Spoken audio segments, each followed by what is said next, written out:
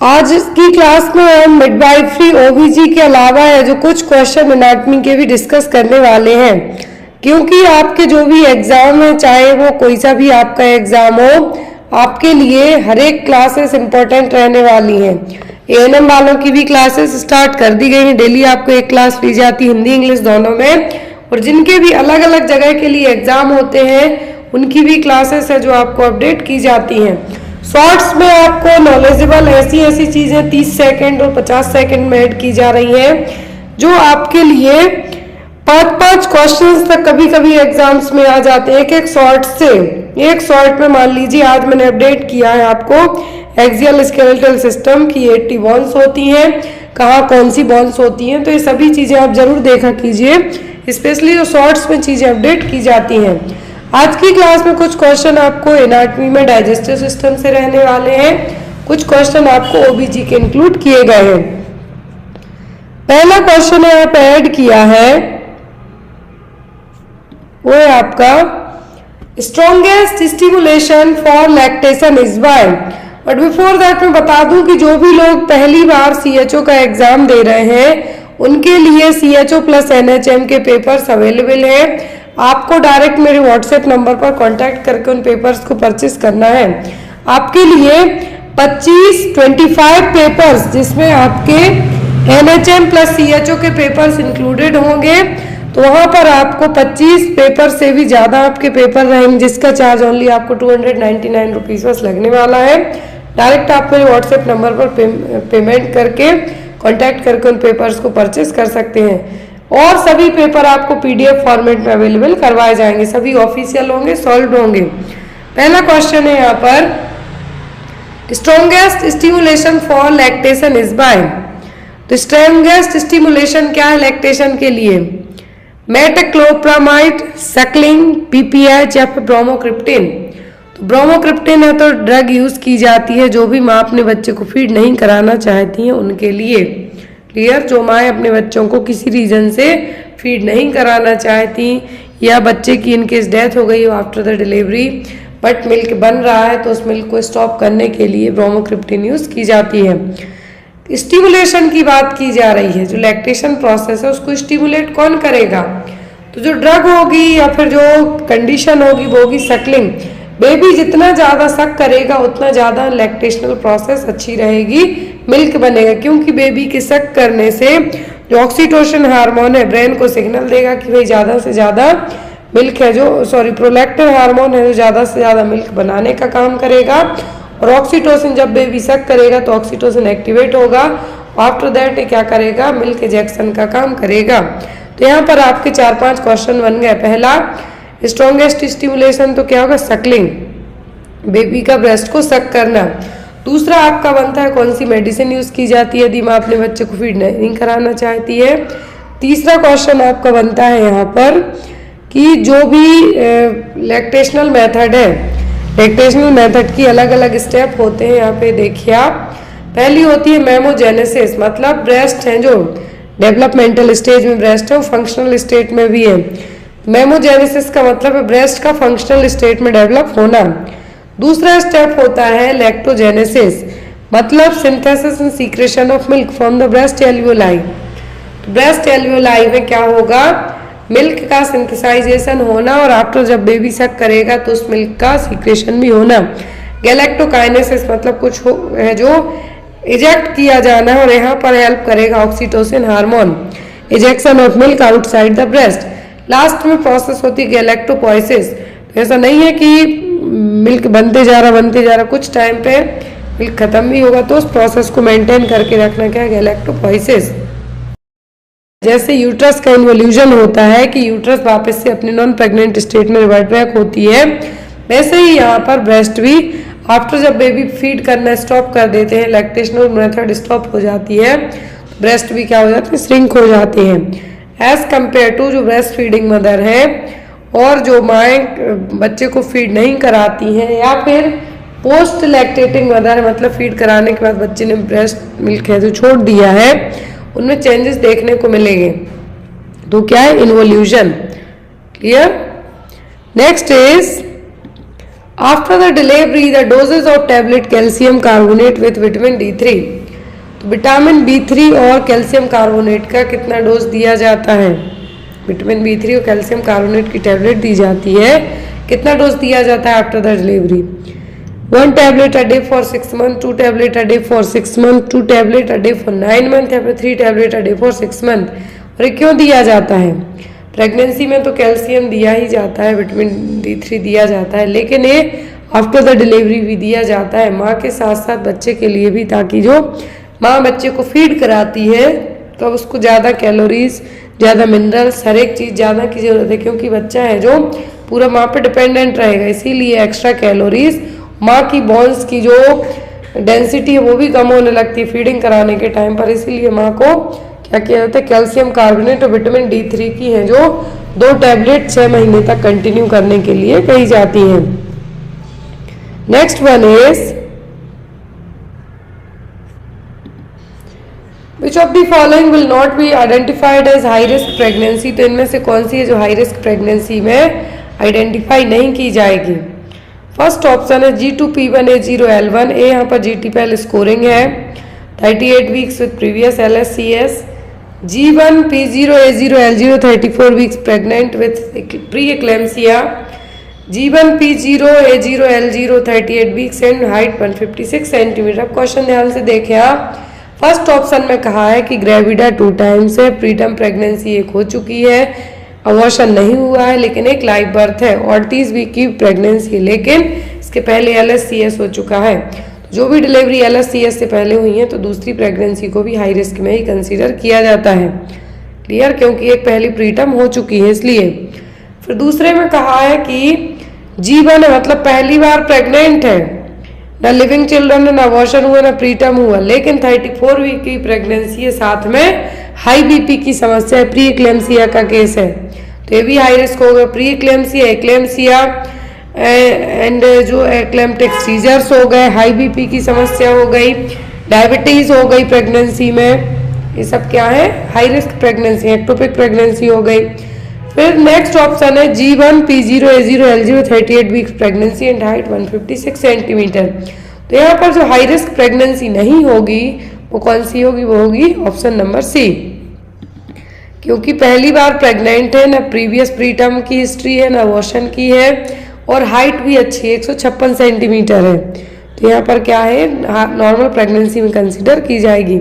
High risk pregnancy में consider किया जाता है जब माँ की उम्र या तो 16 साल से कम या फिर 35 साल से ज़्यादा हो, कुछ उसको क्रॉनिक डिसीजेज हो, जैसे कि हाई BP की समस्या हो गई, डायबिटीज़ हो गया, कार्डियोवैस्कुलर और रीनल डिसीज हो गई, या फिर थायराइड प्रॉब्लम हो गई। थायराइड प्रॉब्लम यदि माँ को होती है तो जो होने वाला बच्चा है वो मेंटली रिटार्डेड भी कभी कभी हो सकता है, चांसेस रहते हैं।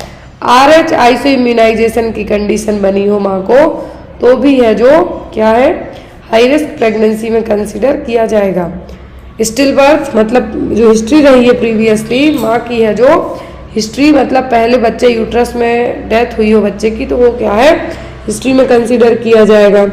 IUGR बेबी हो, पोस्ट टर्म प्रेगनेंसी, मतलब 42 वीक से ज़्यादा की प्रेगनेंसी हो गई हो, तब एक से ज़्यादा जेस्टेशन हो, प्रीटर्म लेबर की हिस्ट्री रही हो, मतलब पहले बच्चे 37 वीक के पहले पैदा हो गया हो, या फिर सर्वाइकल इनकॉम्पिटेंस की कंडीशन हुई हो। सर्वाइकल इनकॉम्पिटेंस का मतलब होगा कि जो सर्विक्स का जो यहाँ पर क्लोजिंग होती है म्यूकस प्लग के साथ में, लेकिन एक क्लोजिंग ना हो पाए, तब ये कंडीशन क्या, सॉरी, ये यहाँ पर वीक रहेगा, जिसके कारण म्यूकस प्लग बन के भी ओपन हो जाए और अबॉर्शन हो सकता है। तो ये क्या है? सर्वाइकल इनकॉम्पिटेंस की कंडीशन है। तो यहाँ पर ऐसे केसेस को क्या कंसीडर किया जाता है? High risk pregnancies. Clear? Next one, insertion of PPIUCD is done after delivery, postpartum intrauterine contraceptive device. Full form पूछा जा सकता है। MPCHO का जब पहली बार पेपर हुआ था तब PPIUCD पूछा गया था। तो PPIUCD को इंसर्ट कब किया जाएगा? After the delivery. यहाँ पर आपको क्या बताना है कि डिलीवरी के बाद कितने घंटे के बाद आपको पीपीआईसीडी इंसर्ट करना है, within 72 hour, within 48 hours, within 7 hour या फिर विदिन 14 आवर्स। कब पीपीआईसीडी है जो इंसर्ट करनी है आफ्टर द डिलीवरी, तो ये आपको विदिन 48 घंटों के, कितना 48 घंटों के है जो इंसर्ट करना है। लेकिन यदि यहाँ पर पोस्ट प्लेसेंटल तीन यहाँ पर कंडीशन दी गई है, या तो 4 वीक के बाद डिलीवरी के, तो परपीरियम पीरियड के बाद कर सकते हैं। सिजेरियन सेक्शन हुआ है तो उस टाइम पे अवॉइड करने के लिए भी कहा जाता है, और 48 घंटों का टाइम है जो दिया जाता है। नेक्स्ट वन इज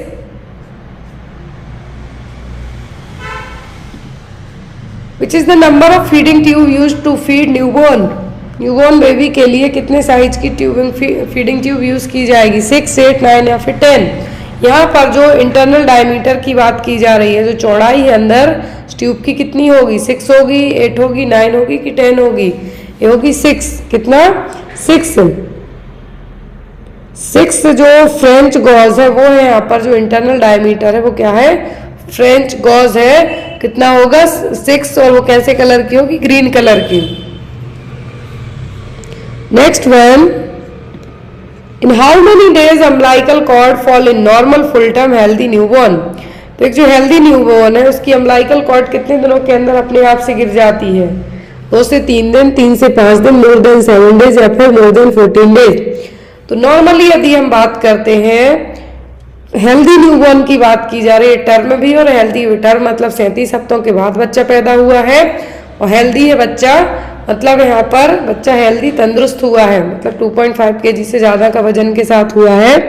तो उनमें जनरली 3 से 5 दिन का टाइम है जो लग जाता है, कभी कभी 1 वीक भी लग जाता है। बट यदि आप एग्जाम पर्पज से दे रहे हैं और आपको ऑप्शन में है तो आप 3 से 5 दिन तक है जो मार्क कर सकते हैं। Clear? A client is admitted with diverticulitis. Which dietary recommendation is appropriate for this client? तो यहाँ पर एक क्लाइंट एडमिट किया गया है, क्लाइंट को क्या हुआ है, डायवर्टिकुलाइटिस। तो यहाँ पर उसकी डाइटरी रिकमेंडेशन क्या होगी, low fibre diet, high fibre diet, clear liquid diet only, या फिर हाई प्रोटीन डाइट। तो यहाँ पर कौन सी डाइट है जो प्रेफरेबल रहेगी किसके लिए, यदि क्लाइंट को डायवर्टिकुलाइटिस हुआ है। तो पहली चीज, जब आपको पता होगा कि डायवर्टिकुलाइटिस है क्या, तब तो आप उसके लिए डाइट बता पाएंगे। तो यहाँ पर डायवर्टिकुलाइटिस का जो मेन, या फिर हम ये कह सकते हैं कि ये होता क्या है, तो डायवर्टिकुलाइटिस में जो आपका कोलोन है, कोलोन का मतलब यहाँ पर लार्ज इंटेस्टाइन, लार्ज इंटेस्टाइन में एक तरीके से हम ये कहेंगे वीकनेस के कारण, यहाँ पे देखिए आप, यहाँ से आपको इजीली समझ में आएगा, जो डायवर्टिकुला का फॉर्मेशन होगा, मतलब एक तरीके से पाउच जैसे बनेंगे, डायवर्टिकुला जिसको नाम दिया गया है। और यदि इन्हीं पाउच में कुछ इन्फेक्शन या इन्फ्लामेशन हो जाता है तो वो सिचुएशन क्या कहलाएगी, आपकी डायवर्टिकुलाइटिस। और डायवर्टिकुलाइटिस वाले मरीज को आप यदि डाइट की बात करते हैं तो कौन सी डाइट प्रेफर करेंगे, low fibre, high fibre, clear liquid या फिर हाई प्रोटीन डाइट। तो यहाँ पर कोलोन में प्रेशर पड़ेगा तभी आपके डायवर्टिकुला बनेंगे, जो स्मॉल पॉकेट जैसे बन रहे हैं वो बनेंगे। कोलोन पे प्रेशर कब पड़ेगा, या तो आपकी डाइट में पानी की कमी हो, क्लियर, आपकी डाइट में पानी की कमी हो, फाइबर्स नहीं है, बहुत ज्यादा कॉन्स्टिपेशन रहेगा, प्रेशर पड़ेगा। तो यही सब रीजंस रहेंगे किसके लिए, डायवर्टिकुलाइटिस के लिए। इसके लिए आप क्या करेंगे, जो डाइट देंगे मरीज में वो कौन सी होगी, हाई फाइबर्स डाइट। क्या होगी, हाई फाइबर्स डाइट। यहाँ पे देखिए आप, ये रही आपकी लार्ज इंटेस्टाइन, जिसको आप कोलोन कहेंगे, क्या कहेंगे, कोलोन, और एटलीस्ट 5 मीटर तक इसकी लेंथ है जो बनी जाती है। जो स्मॉल होती है उसकी ज्यादा होती है 7 मीटर तक। ये यहाँ पर लार्ज इंटेस्टाइन है। तो यहाँ पर इसके जो पार्ट है, ascending colon, transverse colon, descending colon and sigmoid colon. अब होता क्या है कि जो यहाँ पर डिसेंडिंग पार्ट है, डिसेंडिंग पार्ट है, या फिर कोई सा भी पार्ट हो सकता है कोलोन का। अब यहाँ पर ये पॉकेट जैसे बनेंगे, इनमें ब्लीडिंग होगी, ये क्या है, डायवर्टिकुलम कहलाएंगे जो यहाँ पर बनेंगे। अब यदि इन्हीं में इन्फेक्शन हो जाता है तो ये कहलाएगा डायवर्टिकुलाइटिस। लेकिन जब एक से ज्यादा जगह डायवर्टिकुलाइसिस हो जाए तब ये कहलाते हैं डायवर्टिकुलोसिस। याद रखें, ये ओनली पाउच अकेले बनते हैं, पॉकेट स्मॉल पॉकेट बनते हैं inside of your colon, it's called the diverticula. और यहाँ पर यदि इन्हीं में कुछ इन्फेक्शन हो जाए तो ये कहलाते हैं डायवर्टिकुलाइटिस। और जब इन्हीं के बहुत सारे डायवर्टिकुलोसम बन जाए, डायवर्टिकुलम बन जाएंगे और फिर इनमें इन्फेक्शन होगा तो ये कहलाएगा डायवर्टिकुलोसिस। इसके साइन सिम्टम क्या होंगे डायवर्टिकुलोसिस के? लोअर क्वाड्रेंट एब्डोमिनल पेन, जो कि कभी कभी सीवियर भी हो सकता है। लोअर क्वाड्रेंट में एब्डोमिनल पेन होगा। डिस्टेंटेड एब्डोमेन और पाल्पेबल कोलन, हो सकता है कि आप अपने कोलन पे जब डॉक्टर पाल्पेशन करेंगे, जो भी डॉक्टर फिजिशियन आपका पाल्पेशन करेगा तो उनको एक पाल्पेबल कोलन भी फील होगा। फीवर रहेगा क्योंकि इन्फेक्शन है। नोजिया वॉमिटिंग कॉमन सी बात है, जब यदि किसी पर्सन को कोई भी जीआईटी से रिलेट करती प्रॉब्लम होती है तो नोजिया वॉमिटिंग होता है। रेक्टल ब्लीडिंग होगी। रेक्टल ब्लीडिंग क्यों होगी? मान लीजिए जो यहाँ पर पाउच बने हुए हैं इनमें यदि ब्लीडिंग हो रही है, यही जो ब्लड है कहाँ से आएगा? रेक्टम के थ्रू बाहर आएगा, तो यहाँ पर रेक्टम ब्लीडिंग हो सकती है। कॉन्स्टिपेशन देखने को मिलेगा, लेकिन डायरिया बहुत कम केस में देखने को मिलेगा। तो इसी कॉन्स्टिपेशन को प्रिवेंट करने के लिए हम क्या देंगे? High fibre diet. कॉज क्या है इसके?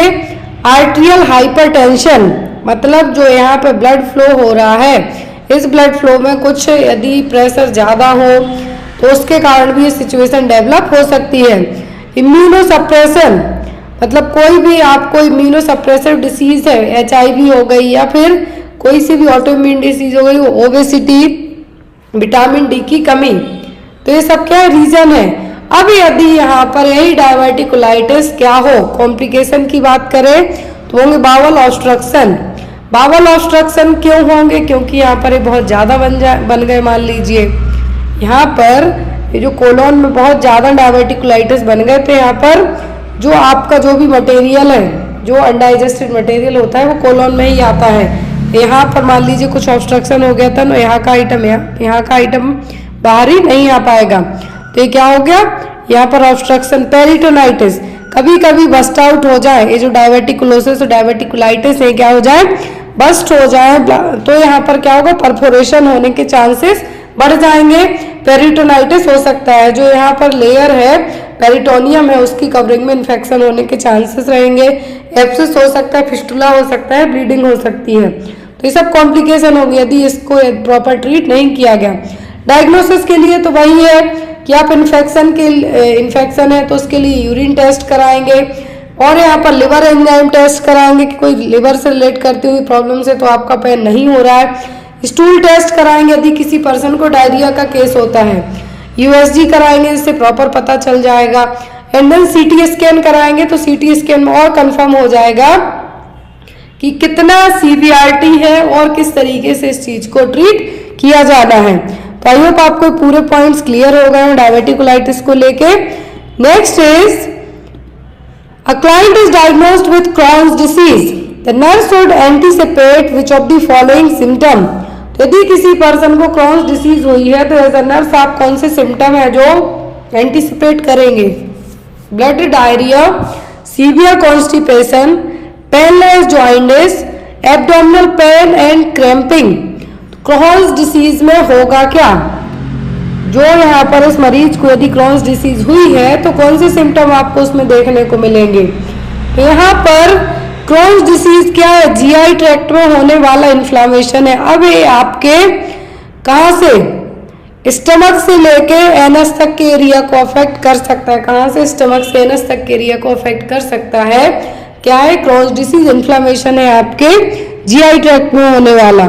अब ये इन्फ्लामेशन आपके GI ट्रैक्ट में, गैस्ट्रोइंटेस्टाइनल ट्रैक्ट में होता है तो ये तो स्टार्टिंग से एंडिंग जो एनस एरिया है वहां तक अफेक्ट करेगा। तो अब यहाँ पर सिम्टम क्या होंगे?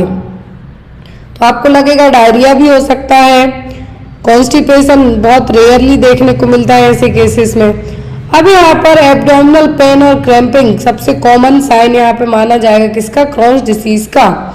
Crohn's disease वाले मरीज में यदि बात की जाए डाइट की तो प्रोटीन वाली डाइट है जो अवॉइड करने को कहा जाता है।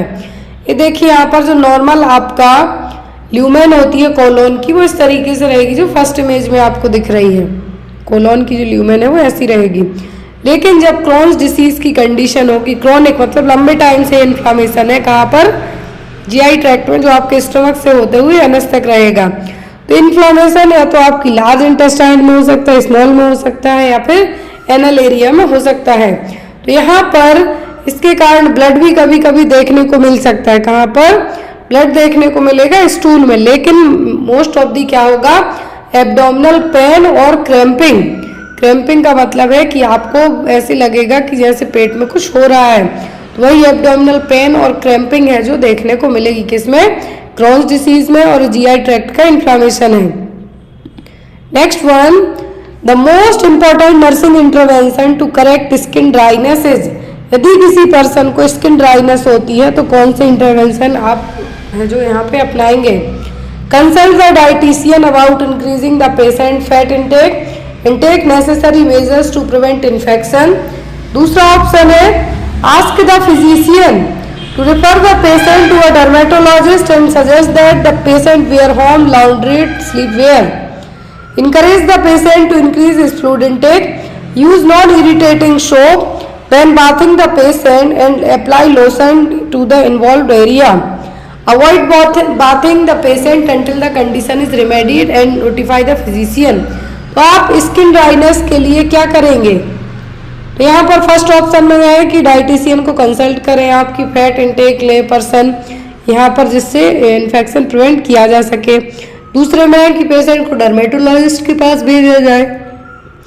तीसरा है यहाँ पर कि फ्लूइड ले, नॉन इरिटेटिंग सोप यूज करें। तो यहाँ पर ये चीज है जो क्यों अपनाई जाएगी स्किन इंटेग्रिटी के लिए। स्किन ड्राइनेस यदि हुई है तो आप कैसे मैनेज कर पाएंगे इस चीज को, आप यहाँ पर पर्सन को इनकरेज करें कि आप ज्यादा फ्लूइड लें, नॉन इरिटेटिंग सोप यूज करेंगे, तो जो भी आपकी स्किन में ड्राइनेस, और कभी कभी ड्राइनेस के कारण स्किन ब्रेक भी रहती है और यहाँ से आपको इन्फेक्शन होने के चांसेस हो जाते हैं। तो यहाँ पर नॉन इरिटेटिंग सोप यूज करें जिसमें केमिकल ना हो जब आप नहाते हैं। और आफ्टर दैट बाथिंग आप लोशन अप्लाई करें, मॉइस्चराइज रहेगी स्किन, तो आपको इन्फेक्शन होने का और स्किन ड्राई होने का चांसेस है जो कम रहेंगे। तो यहाँ पर आप कौन सा मेजर अपनाएंगे, encourage the patient to increase his fluid intake, use non-irritating soap when bathing the patient and apply lotion to the involved area। तो इससे आप ड्राइनेस, स्किन ड्राइनेस के लिए क्या कर सकते हैं, ठीक कर सकते हैं।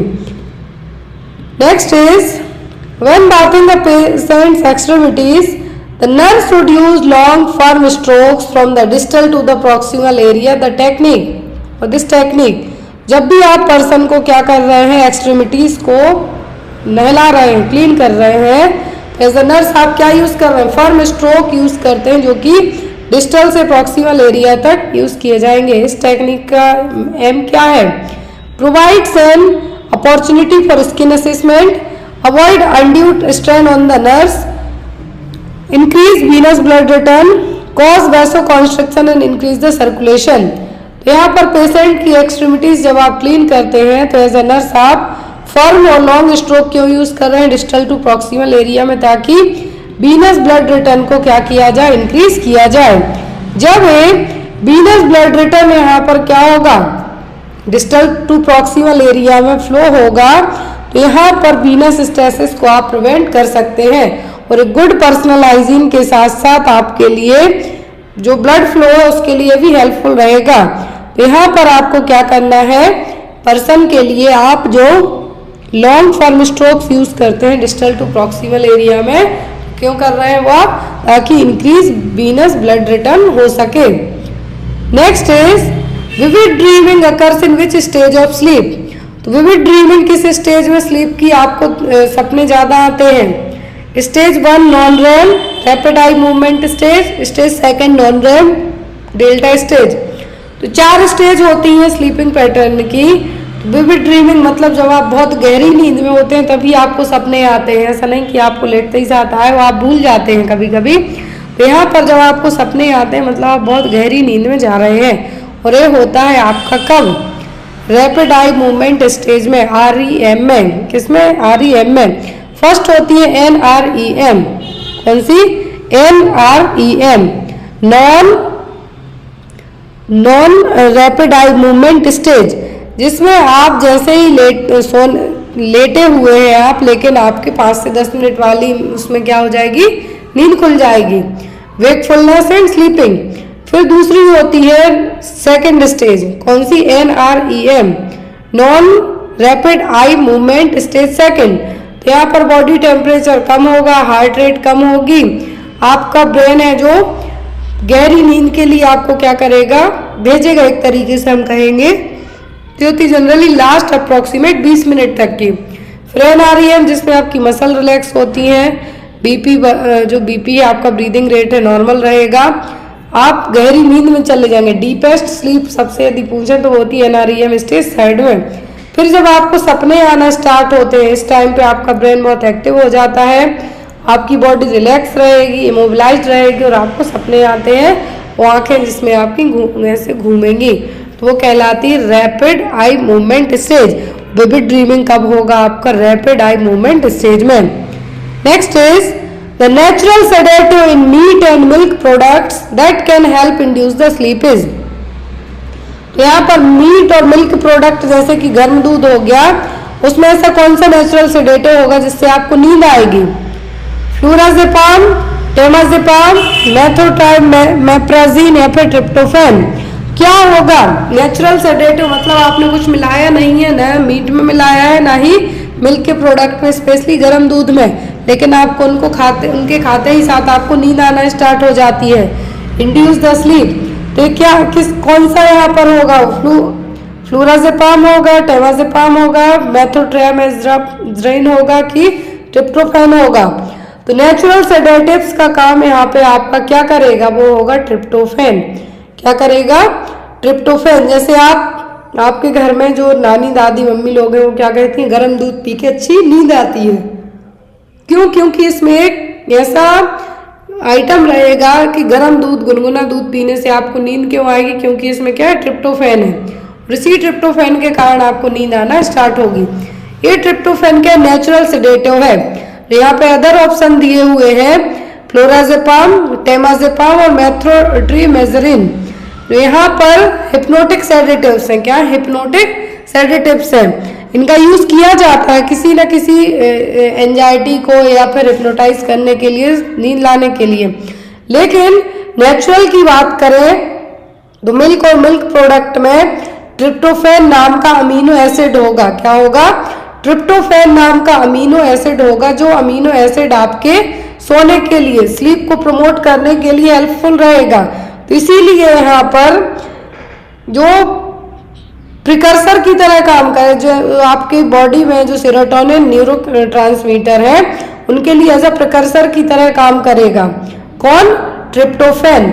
और ट्रिप्टोफैन एक अमीनो एसिड है जो आपके स्लीप के लिए बहुत ज़्यादा हेल्पफुल है। और जो खाने पीने की चीज़ें हैं इनमें ये बेसिक, मतलब कुछ कम लिमिट में पाया जाता है, लेकिन ये एज अ नेचुरल सेडेटिव की तरह काम करेगा, तो कहलाएगा tryptophan.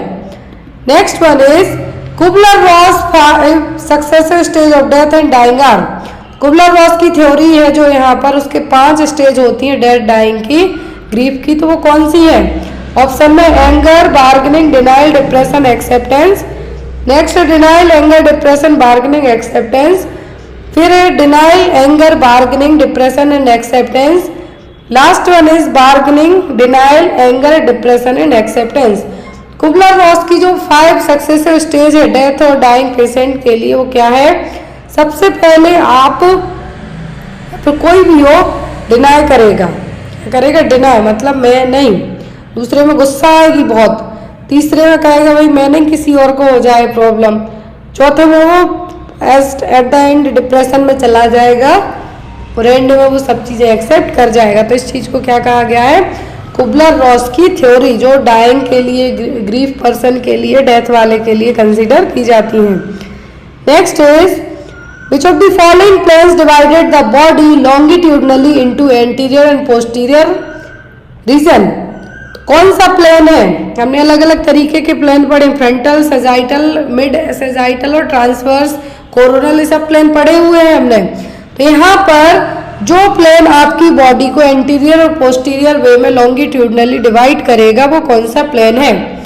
Frontal, sagittal, mid sagittal या फिर ट्रांसवर्स प्लेन? तो कौन सा प्लेन है जिसमें आपकी बॉडी आगे के हिस्से में और पीछे के हिस्से में बट जाती है, डिवाइड हो जाएगी? तो वो कहलाता है आपका फ्रंटल प्लेन। कौन सा? फ्रंटल प्लेन और कोरोनल प्लेन। ये देखिए, आगे वाला हिस्सा एंटीरियर और पीछे वाला पोस्टीरियर कहलाएगा। तो यहाँ पर क्या है? कोरोनल प्लेन और फ्रंटल प्लेन। सेजाइटल प्लेन की बात करें हम तो आपकी बॉडी लेफ्ट और राइट में, इसमें लेफ्ट और राइट पोर्शन में डिवाइड हो जाएगी। मिड सेजाइटल और पैरासेजाइटल प्लेन फिर ये कहलाएगा। राइट साइड का राइट पोर्शन, लेफ्ट साइड का लेफ्ट पोर्शन। तो यहाँ पर मिड सेजाइटल और पैरासेजाइटल है। फिर आपका आता है ट्रांसवर्स और क्रॉस सेक्शनल प्लेन, मतलब आपकी बॉडी अपर और लोअर पार्ट में और सुपीरियर और इंफीरियर पोर्शन में डिवाइड होगी, तो वो कहलाता है ट्रांसवर्स। तो यहाँ पे देखिए आप, यदि आपको कहते हैं ट्रांसवर्स, तो ट्रांसवर्स का मतलब है कि आपकी बॉडी सुपीरियर और इंफीरियर में डिवाइड हो गई है। अब यहाँ पे आपको कहा जाता है सेजाइटल, तो लेफ्ट एंड राइट में, फ्रंटल और कोरोनल तो एंटीरियर एंड पोस्टीरियर वे में। Next is a nurse discourages a patient from straining excessively when attempting to have a bowel movement. What physiological response primarily may be prevented by avoiding straining on defecation? यदि कोई person पोटी करने गया है, defecation के लिए गया है यहाँ पर, तो उसके लिए आप क्या कहेंगे उस पर्सन के लिए कि आप ज़्यादा स्ट्रेनिंग का मतलब ज़्यादा प्रेशर के साथ बाउल मूवमेंट और डिफिकेशन ना करें। इसका रीज़न क्या है? इनकॉन्टिनेंस हो सकता है, डिसअरिथमिया हो सकता है, फीकल इंफेक्शन हो सकता है, रेक्टल हेमरोइड्स हो सकता है। क्या है ऐसा जो हो सकता है यदि पर्सन जो बाउल मूवमेंट या फिर फ्रेश होने जाता है तो यहाँ पर ज़्यादा स्ट्रेन लगाएगा, प्रेशर लगाएगा, तो क्या होने के चांसेस रहेंगे? तो वो जो यहाँ पर होगा सबसे रिस्की होगा वो होगा डिसअरिथमिया। क्या होगा? डिसअरिथमिया। इनकॉन्टिनेंस होने से कोई प्रॉब्लम नहीं होगी उतनी, लेकिन डिसअरिथमिया से प्रॉब्लम आपको हो सकती है। इसीलिए स्ट्रेनिंग ऑन डिफिकेशन, तो यहाँ पर पर्सन को क्या होगी? सांस रोकने की जरूरत पड़ती है, जिसके कारण सांस रोकेंगे आप यहाँ पर जब, तो थोड़ा सा कॉन्ट्रैक्ट प्रेशर क्या होगा? बढ़ेगा। और जब ये बढ़ेगा तो यहाँ पे आपको हार्ट अटैक, डिसअरिथमिया आने के चांसेस भी हो सकते हैं। तो यहाँ पर स्ट्रेन एट स्कूल, जब आप स्ट्रेनिंग के साथ में बहुत प्रेशर के साथ स्टूल पास करते हैं तो आपका बीपी भी बढ़ सकता है, और ये बीपी कभी कभी ट्रिगर आउट होकर पर्सन को क्या करेगा? कंजेस्टिव हार्ट फेलियर, एरिथमिया भी हो सकता है। बहुत सारे केस में आपने सुना होगा कि बाथरूम में ही डेथ हो गई, तो हो सकता है ये रीजन रहा हो। तो यहाँ पर यदि कोई स्ट्रेनिंग जो बाउल मूवमेंट के टाइम पे या फिर फ्रेश अप होने जाता है तो डिफिकेशन के लिए स्ट्रेन अवॉइड करने को क्यों कहा जाता है? ताकि डिसअरिथमिया या फिर ज़्यादा प्रेशर लगने से बीपी आपका हाई ना हो, हार्ट अटैक ना आ जाए, कंजेस्टिव हार्ट फेलियर ना हो जाए। Next one, HIV1 belongs to one of the following families of retrovirus, which one? तो HIV1 जो वायरस है ये कौन सी फैमिली से, रेट्रोवायरस की कौन सी फैमिली से बिलोंग करता है? लेंटिवायरस, टेकीवायरस, पेरोमोवायरस या फिर पैरवोवायरस? तो HIV1 है जो कौन सी कैटेगरी से बिलोंग करेगा? रेट्रोवायरस की। तो ये बिलोंग करेगा आपका लेंटिवायरस से। किससे? लेंटिवायरस से। रेट्रोवेडा फैमिली सबको पता है HIV की, लेकिन इसी रेट्रोवायरस फैमिली की कौन सी एक और जो इंटरनल फैमिली है जिससे बिलोंग करेगा तो होगा लेंटिवायरस फैमिली। जो HIV1 है किससे बिलोंग करेगा? यहाँ पर रेट्रोवायरस फैमिली का जो जीनस यहाँ पे पूछा है वो क्या होगा? लेंटिवायरस। क्या है? Lentivirus. Next is, you are caring for a high risk pregnant client who is in a life threatening situation. The fetus is also at risk for death. Clinical decisions are being made that concern you because some of these treatment and life saving measures promote the pregnant woman's life at the same time that they significantly jeopardize the fetus life and viability. And other decision can preserve the fetus life at the expense of the pregnant woman's life. Which role of the nurse is the priority at this time? ये question आपको नॉर्सेट में आ सकता है, specially नॉर्सेट जो नॉर्सेट हो गया, PGI हो गया, उस वहाँ के एग्जाम में क्वेश्चन आते हैं। तो यहाँ पर एक क्वेश्चन है सर, आपने ये चीज मूवीज में बहुत देखी होगी कि माँ को बचाएं या बच्चे को बचाएं, दो में से किसी एक को बचा सकते हैं। उस टाइप की सिचुएशन की बात की जा रही है कि हाई रिस्क प्रेगनेंसी वाली एक क्लाइंट एडमिट है हॉस्पिटल में, आप उसकी केयर करते हैं। अब वहां पर उसको कुछ ऐसी प्रॉब्लम है कि फीटस भी हाई रिस्क पर है, मतलब या तो फीटस जो बच्चा है यूट्रस में उसको बचा सकते हैं आप, या माँ को बचा सकते हैं, फिर दोनों की जान है जो जा सकती है। तो ऐसे केस में एज अ नर्स आप कौन सा रोल निभाएंगे? केस मैनेजर का, कोलैबोरेटर का, कोऑर्डिनेटर का, या फिर एडवोकेसी का? क्वेश्चन का आंसर आप लोग दीजिए कि आपने मूवीज खूब देखी है, खूब सीरियल देखे हैं, कहा जाता है कि या तो माँ बच सकती है, बच्चा बच सकता है, किसको बचाएंगे आप? और यदि बचाते हैं आप तो यहाँ पर आपका कौन सा रोल प्ले होगा? केस मैनेजर का, कोलैबोरेटर का, कोऑर्डिनेशन ऑफ केयर का, कि एडवोकेसी का? तो ऐसे केस में आपने जो कुछ भी पढ़ा है, जो कुछ भी अपना पढ़ा है, आपको एथिक्स आपके इसीलिए पढ़ाए जाते हैं, लॉ इसीलिए पढ़ाए जाते हैं, तो ऐसे केस में आप एज एन एडवोकेसी का रोल प्ले करेंगे। वो इसलिए रोल प्ले करेंगे कि यहाँ पर मान लीजिए फैमिली कहती है बच्चे को बचाइए, माँ की जान को भी खतरा है, तो आप यहाँ पे क्या करेंगे? तो एज आपकी ड्यूटी होगी यहाँ पर एज एन एडवोकेट की। एडवोकेट का मतलब है यहाँ पर कि आपको जो भी आपके सीनियर्स हैं उनसे सलाह लेना है, जो भी हॉस्पिटल की रूल्स एंड पॉलिसी हैं वो सभी चीजें चेक करनी है। तो यहाँ पर वो सिचुएशन आपकी कहलाएगी क्या? एडवोकेसी। कोऑर्डिनेटर ऑफ केयर यहाँ पे आपका नहीं होगा, ना ही आप यहाँ पे उनको सांत्वना दे सकते हैं। 100% तो आप किसी भी चीज में नहीं कह सकते कि हाँ सब ठीक हो जाएगा, और ना ही केस मैनेजर के तौर पर रहेगा, ये होगा आपका एडवोकेसी के तौर पर, क्योंकि दोनों की जान को खतरा है।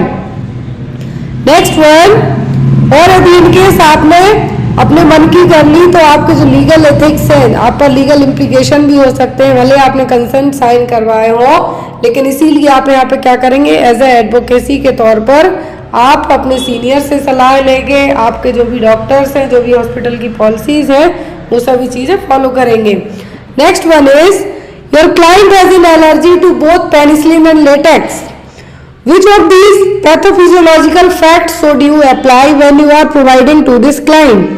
यदि आप किसी मरीज में, आपको पता है कि इस मरीज को पेनिसिलिन और लेटेक्स दोनों से क्या है? एलर्जी है, तो यहाँ पर आप यदि किसी को मेडिसिन देते हैं तो इनमें से कौन सी पैथोफिजियोलॉजिकल फैक्ट्स हैं जो आप चेक करेंगे? The sensitizing dose of penicillin can lead to anaphylaxis. The second dose of penicillin can lead to distributive shock.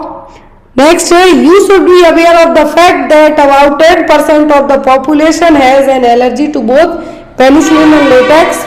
You should be aware of the fact that 20% of the population has an allergy to both penicillin and latex.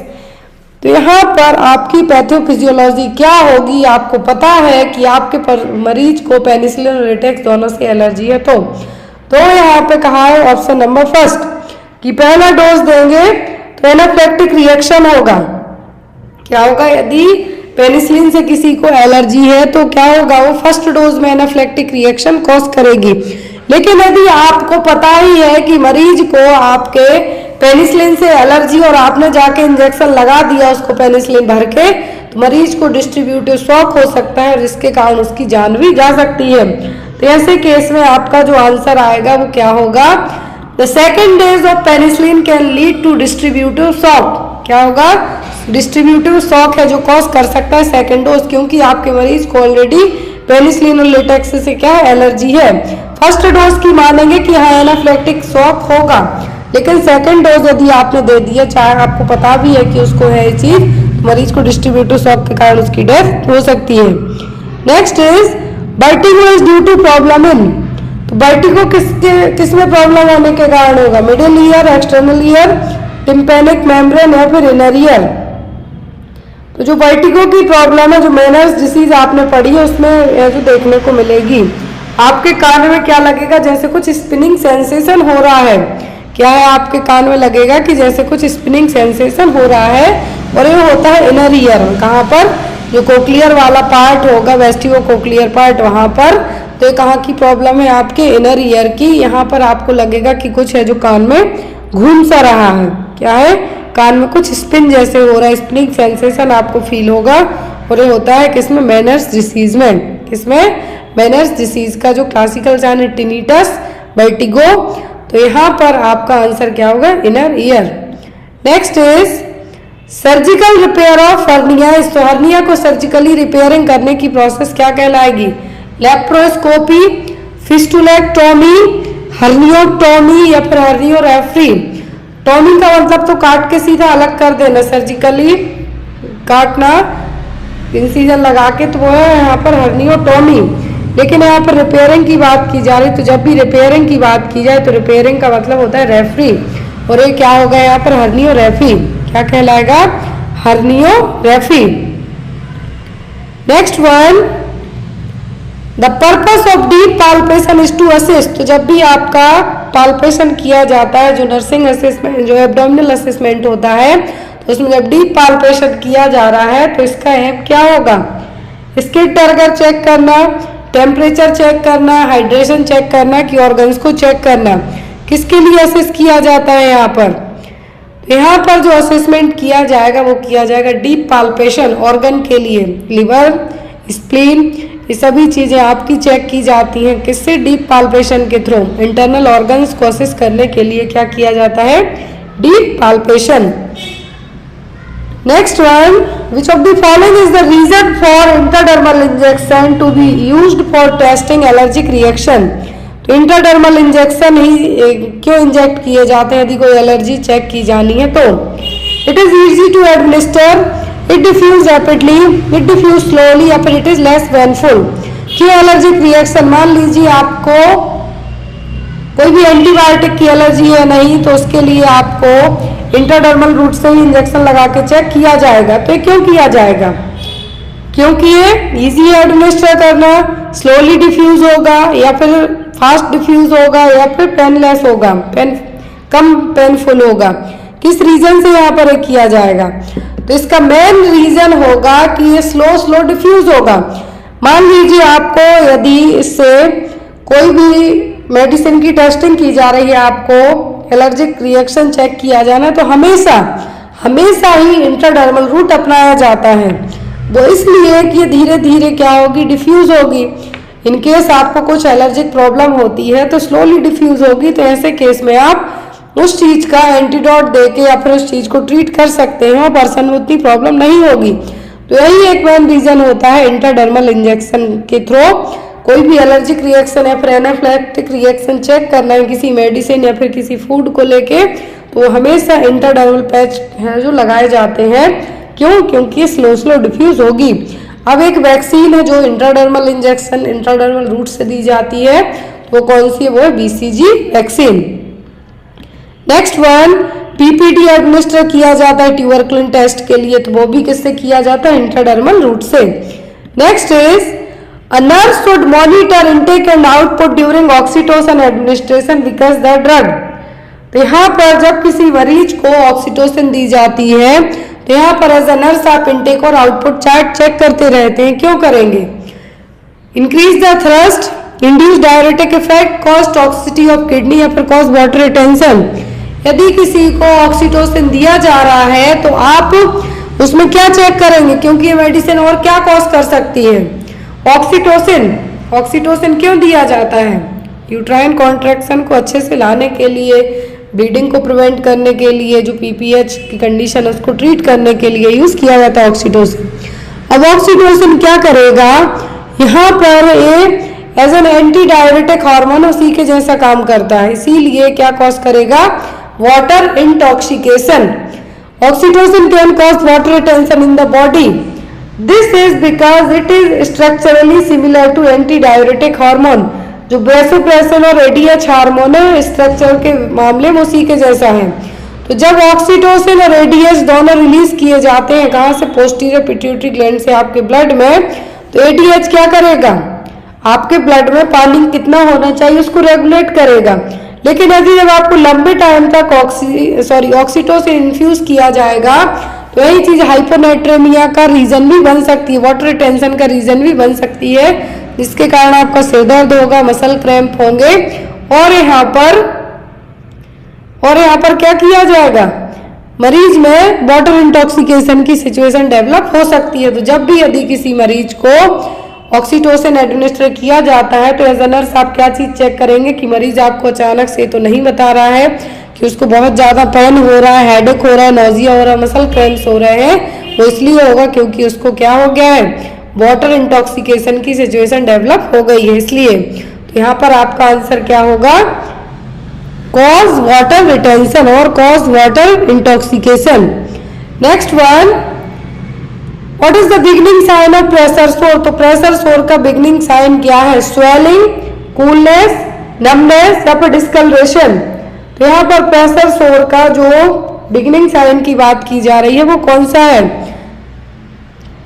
Pressure सोर, डेक्यूबिटस ulcer, ये सभी एक ही है। इसका जो first sign होता है वो होता है डिस्कलरेशन। क्या होगा, डिस्कलरेशन देखने को मिलेगा। तो यहाँ पर आपका आंसर क्या होगा, डिस्कलरेशन। फर्स्ट साइन की बात की जा रही, बिगिनिंग साइन तो क्या है, डिस्कलरेशन। अब यहाँ पे देखिए आप, इसके लिए एक स्केल यूज की जाती है डेक्यूबिटस अल्सर और प्रेशर सोर के लिए, तो क्या कहलाती है, ब्रेडन स्केल। कौन सी, ब्रेडन स्केल। इसमें मिनिमम स्कोरिंग 6 होती है, मैक्सिमम स्कोरिंग 23 होती है। जैसे आपने ग्लासगो कोमा स्केल की मैक्सिमम 15 होती है, 3 से नीचे आ जाए मतलब मरीज कोमा में चला गया है।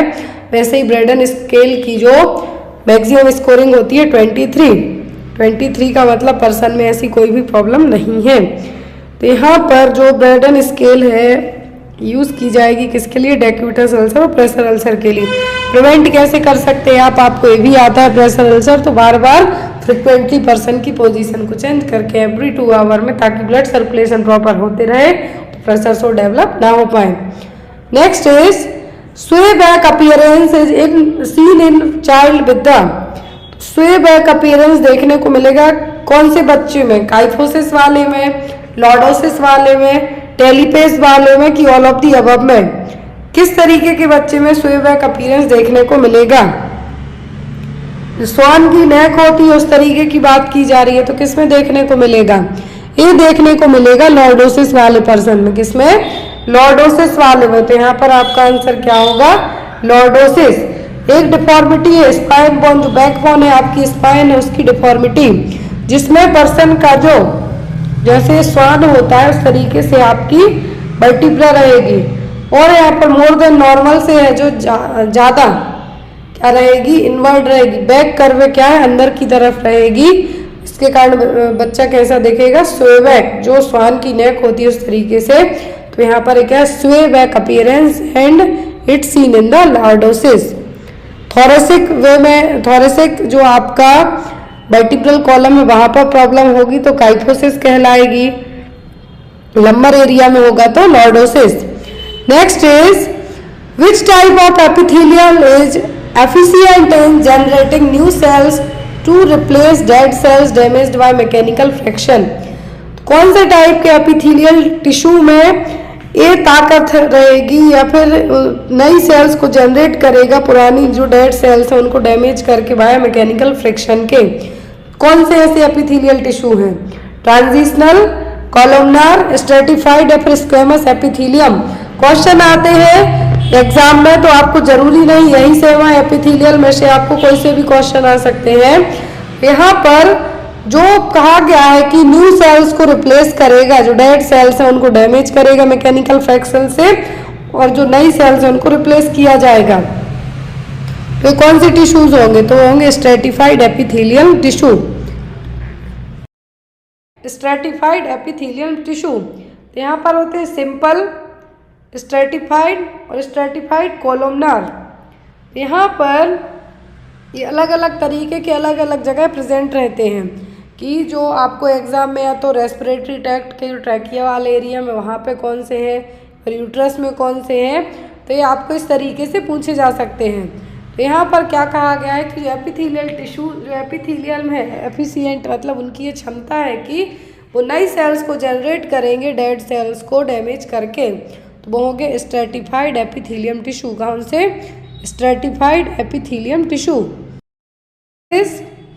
विच इनहिबिट ग्लूकागॉन सीक्रेशन, तो ग्लूकागॉन के सीक्रेशन को इनहिबिट करने का काम कौन करेगा, अमीनो एसिड, एक्सरसाइज, सोमेटोस्टैटिन या फिर बीटा एगोनिस्ट। तो ग्लूकागॉन एक हार्मोन है, पैंक्रियाज रिलीज करती है किसके लिए? ग्लूकागॉन को। अब इसी ग्लूकागॉन के सीक्रेशन को इनहिबिट करने का काम कौन करेगा? तो यहाँ पर ग्लूकागॉन का सीक्रेशन कौन करेगा? पैंक्रियाज की जो अल्फा सेल्स हैं, बीटा रिलीज करती हैं इंसुलिन को, अल्फा रिलीज करती हैं किसको? ग्लूकागॉन को। अब इस ग्लूकागॉन का यदि सीक्रेशन होता है तो इसको इनहिबिट मतलब सप्रेस करने का काम कौन करेगा? तो इसको सप्रेस करने का काम कौन करेगा? वो करेगा सोमेटोस्टैटिन। कौन करेगा? सोमेटोस्टैटिन। तो यहाँ पर आपका आंसर क्या होगा? सोमेटोस्टैटिन। एग्जाम में आपको आ सकता है कि रिलीज कौन करेगा ग्लूकागॉन को? पैंक्रियाज की अल्फा सेल्स। कौन सी? अल्फा सेल्स, जो आइसोलेट्स ऑफ लैंगरहैंस में सेल्स है, alpha beta gamma, alpha beta delta. तो अल्फा करेंगी ग्लूकागॉन को, बीटा करेंगी इंसुलिन को, और जो यहाँ पर डेल्टा सेल्स हैं वो सोमेटोस्टैटिन को। सोमेटोस्टैटिन है जो यहाँ पर क्या है? तो सोमेटोस्टैटिन का जो मेन रोल यही है कि जो ग्लूकागॉन हो रहा है, सीक्रेट हो रहा है, उसके इनहिबिशन करना, उसको सप्रेस करने का काम करना। तो यहाँ पर जो सोमेटोस्टैटिन हार्मोन है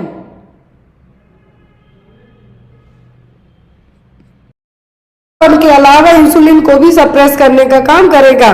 जो दूसरे हार्मोन रिलीज होते हैं उनको सप्रेस करने का काम करेगा। तो यहाँ पर सोमेटोस्टैटिन क्या है? एक हार्मोन ही है ये भी, लेकिन एक ग्लूकागॉन को क्या करेगा? सप्रेस करेगा, इनहिबिट करेगा। Next is iron is absorbed almost entirely इन। तो जो आयरन का एब्जॉर्प्शन है कहाँ पे होता है? इलियम, ड्यूडेनम, स्टमक या फिर जेजुनम में। तो आयरन है जो आयरन है कहाँ पे इसका एब्जॉर्प्शन होगा? आयरन का मोस्ट ऑफ द एब्जॉर्प्शन होता है ड्यूडेनम में। स्मॉल इंटेस्टाइन के पार्ट है इलियम, ड्यूडेनम, जेजुनम, तो सबसे ज्यादा कहाँ पे होता है? ड्यूडेनम में। Next is bite cells are seen in. तो बाइट सेल्स किसमें देखने को मिलेंगी? इम्यून हीमोलाइसिस में, G6PD डेफिशिएंसी में, मलेरिया में, कीनानब्दी अबब में। तो बाइट सेल्स किसमें देखने को मिलेंगी? बाइट सेल्स देखने को मिलेंगी G6PD डेफिशिएंसी में। किसमें? G6PD डेफिशिएंसी में। जो ग्लूकोज 6 फास्फेट डिहाइड्रोजनेस की कमी होगी, जिसमें आपका हीमोग्लोबिन है, जिसमें आपका हीमोग्लोबिन में क्या देखने को मिलेगा? Oxidative stress cause haemoglobin to denature and form Heinz bodies. तो ये देखिए 3 क्वेश्चन आपके कवर होते। पहला G6PD में वाइट सेल्स देखने को, वाइट जो काटने वाली सेल्स हैं, वाइट सेल्स देखने को मिलेंगी और हीमोलाइसिस कॉज करेंगी। क्या करेंगी? हीमोलाइसिस कॉज करेंगी, और इसी हीमोलाइसिस के कारण बनेंगी हेंस बॉडीज। कौन सी? Heinz bodies. Next one, which of the following method is adopted for opening the airway is suspected spinal cord injury. यदि किसी मरीज को क्या है? स्पाइनल कॉर्ड इंजरी सस्पेक्ट हुई है, यहाँ पर एयरवे ओपन करने के लिए क्या मेथड अपनाई जाएगी? हेड टिल्ट मेथड, चिन लिफ्ट मेथड, जा थ्रस्ट मेथड या फिर हेलमेट मेथड? कौन सी मेथड अपनाई जाएगी? यदि किसी मरीज को स्पाइनल कॉर्ड इंजरी सस्पेक्ट है तब आप अपनाएंगे जा थ्रस्ट मेथड। कौन सी? जा थ्रस्ट मेथड। मरीज को क्या हुआ है? यहाँ पर स्पाइनल इंजरी होने के चांसेस है, सस्पेक्ट है कि उसको हो सकती है। तो यदि मरीज को सर्वाइकल की है तो हेड टिल्ट, चिन लिफ्ट अपनाएंगे, लेकिन स्पाइनल है तो यहाँ पे क्या करना है? आपको जा थ्रस्ट मैन्यूवर अपनाना है। Next one is what technique of assessment helps to determine keto acidosis. तो कीटो एसिडोसिस के लिए आपकी बॉडी में कीटोन बॉडीज हैं, तो कीटो एसिडोसिस के लिए कौन सा असेसमेंट अपनाया जाएगा? ऑप्शन में है यहाँ पर पाल्पेशन, इंस्पेक्शन, ऑस्कल्टेशन या फिर ऑल्फैक्शन। तो यहाँ पर कौन सा टेस्ट अपनाया जाए, कौन सा असेसमेंट टेक्निक यूज की जाएगी कीटो एसिडोसिस के लिए? तो वो होगी यहाँ पर ऑल्फैक्शन। कौन सी? ऑल्फैक्शन। इसमें आपको एक तरीके से जब आप सांस छोड़ेंगे तो आपकी सांस से फ्रूटी सेंटेड स्मेल आएगी। एक तरीके से क्या होगी? फ्रूटी सेंटेड ब्रीथ रहेगी, कंफ्यूजिंग रहेंगे और स्मेल आएगी। तो क्या है यहाँ पर? कीटोन बॉडीज आपकी यहाँ पे पता चल जाएंगी प्रेजेंट है या नहीं। Next is 8th cranial nerve affect, तो यदि 8वें नंबर के क्रेनियल नर्व में कुछ प्रॉब्लम हो जाए, क्या प्रॉब्लम होगी? टच अफेक्ट होगा आपका, टच, टेस्ट, स्मेल या इक्विलिब्रियम। 8वें नंबर की क्रेनियल नर्व है कौन सी, जब तो पता रहेगा आपको। वेस्टिबो कोक्लियर नर्व, कौन सी? वेस्टिबो कोक्लियर नर्व। यदि इसमें कुछ भी प्रॉब्लम होती है तो आपको बॉडी बैलेंस में प्रॉब्लम होगी। क्या होगी? बॉडी बैलेंस में प्रॉब्लम होगी, इक्विलिब्रियम आपका डिस्टर्ब रहेगा। तो 8वें नंबर की क्रेनियल नर्व क्या है? Vestibulocochlear nerve. Next one, which of the following is not included in the symptom of hypoglycemia? Hypoglycaemia मतलब ब्लड ग्लूकोज लेवल डाउन चला गया। क्या क्या प्रॉब्लम सब होगी, किसी एक को छोड़कर, नॉट इंक्लूडेड। ड्राई लिप्स होंगे, सेकीनेस होगी, ट्रिमर्स टाइप से लगेंगे, ब्लड विजन होगा, फ्रूट ब्रीथ ऑर्डर होगा, सब कुछ होगा किसी एक को छोड़कर। तो फ्रूट ब्रीथ ऑर्डर होता है डायबिटिक कीटो एसिडोसिस में, किसमें? कीटोन बॉडीज रहेंगी तब। लेकिन हाइपोग्लाइसीमिया में ड्राई लिप्स रहेंगे, सेकीनेस होगी, फेंट, आपको चक्कर आएंगे, ब्लड विजन रहेगा। आप ही मान लीजिए आपको इवन नहीं भी है शुगर, आप दिन भर कुछ मत खाइए, शाम तक आपका क्या हाल होगा? आपके होंठ सूख जाएंगे, हाथों में आपको लगेगा कि कुछ हिल सा रहा है, शेकिंग होगी, चक्कर टाइप से आएंगे, बहुत ज़्यादा आपको वीकनेस फील होगी, ब्लड विजन होगा, सब क्या है? हाइपोग्लाइसीमिया के साइन है। Next is longest muscle in the human body. Human body की सबसे लंबी मसल कौन सी है? बाइसेप्स, ट्राइसेप्स, सार्टोरियस या फिर क्वाड्रिसेप्स। तो ह्यूमन बॉडी की सबसे लंबी मसल की, लॉन्गेस्ट मसल्स की बात की जा रही है, तो वो है आपकी क्या? Sartorius muscle. कौन सी?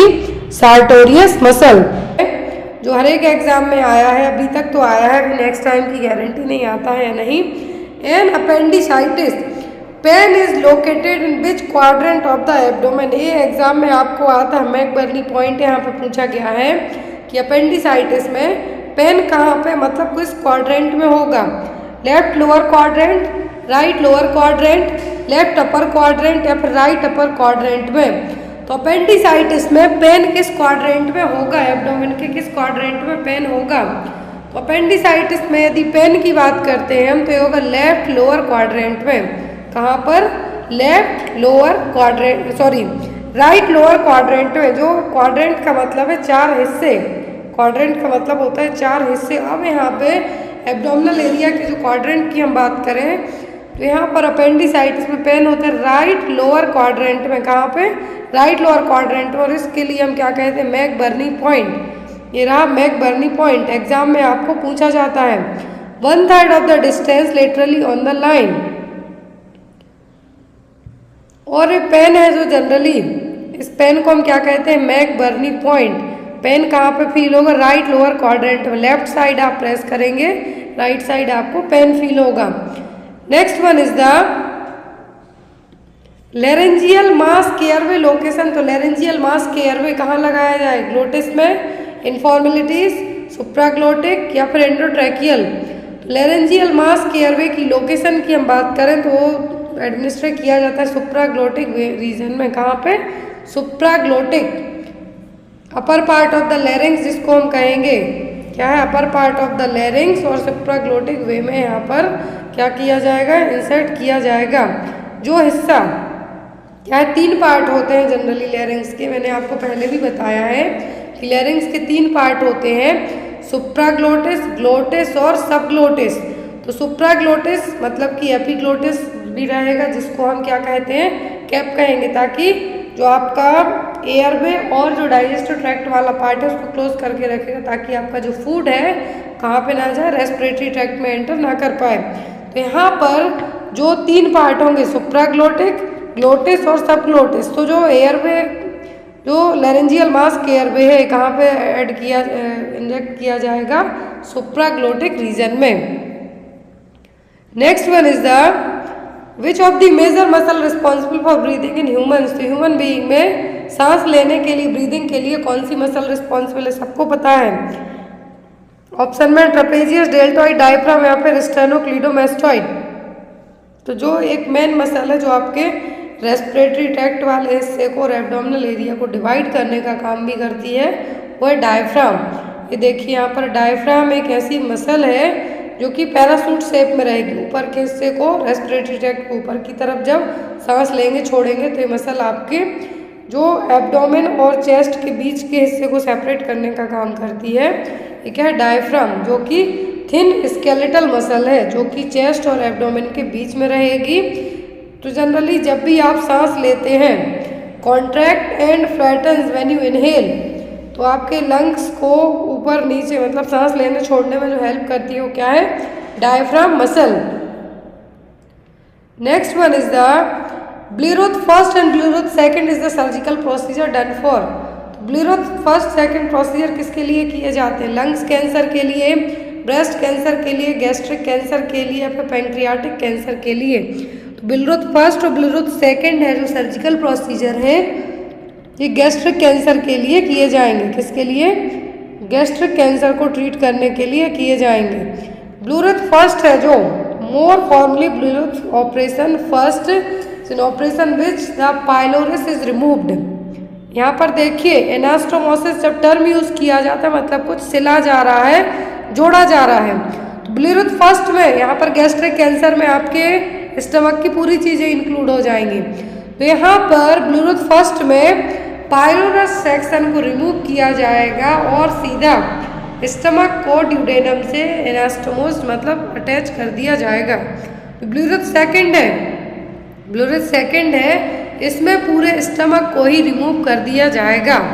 Cut end of the stomach is closed. यहाँ पर रिमूवल ऑफ द स्टमक यदि कहें तो जो ब्लीरूथ सेकंड है इसको पार्शियल गैस्ट्रेक्टोमी भी कहा जाता है। क्या है? पार्शियल गैस्ट्रेक्टोमी भी कहा जाएगा। यहाँ पर जो जो ब्लीरूथ ऑपरेशन फर्स्ट है तो इसमें पाइलोरस को रिमूव करके ड्यूडेनम से अटैच कर देंगे स्टमक को। Distal end is anastomose to the duodenum.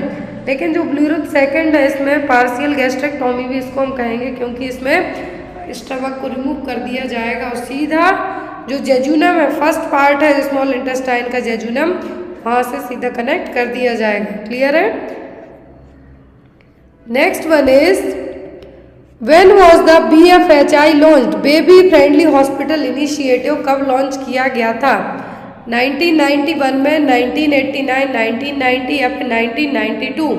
तो जो बेबी फ्रेंडली हॉस्पिटल इनिशिएटिव लाया गया था लॉन्च हुआ था 1991 में। कब? 1991 में।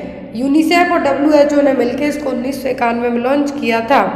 लेकिन यहाँ पर यदि एग्जाम में आपको आता है कि लॉन्च कब हुआ तो 1991 में। इसका जो इनिशिएशन तो लिया गया था 1990 में, लेकिन इसको पूरे तरीके से लॉन्च किया गया था कब? 1991 में। और WHO और यूनिसेफ दोनों ने मिलकर इसको लॉन्च किया था। और इसका जो बेबी फ्रेंडली हॉस्पिटल इनिशिएटिव क्यों लाया गया था? मिल्क के लिए, ब्रेस्ट फीडिंग के लिए। एग्जाम में पूछा जा सकता है बेबी फ्रेंडली हॉस्पिटल इनिशिएटिव, तो ब्रेस्ट मिल्क को बढ़ावा देने के लिए इसको लाया गया था। इसके तो 10 प्रैक्टिस थी। फर्स्ट थी कि रिटर्न ब्रेस्ट फीडिंग पॉलिसी होनी चाहिए सभी हॉस्पिटल में और हेल्थ केयर स्टाफ को पता होना चाहिए, सभी हेल्थ केयर स्टाफ को ट्रेंड होना चाहिए इस पॉलिसी को लेके। सभी प्रेग्नेंट वुमेन को ब्रेस्ट फीडिंग के बारे में बताना है कि इसके क्या एडवांटेज है। Breast feeding after birth within 1 hour के स्टार्ट करना है अकॉर्डिंग टू दैट जो BFHI था। फिर मदर को डेमोन्स्ट्रेट करके दिखाना है डमी पर कि कैसे ब्रेस्ट फीडिंग करानी है, किस तरीके से आप अपने बच्चे को ब्रेस्ट फीडिंग के थ्रू हेल्दी रख सकते हैं। क्लियर है?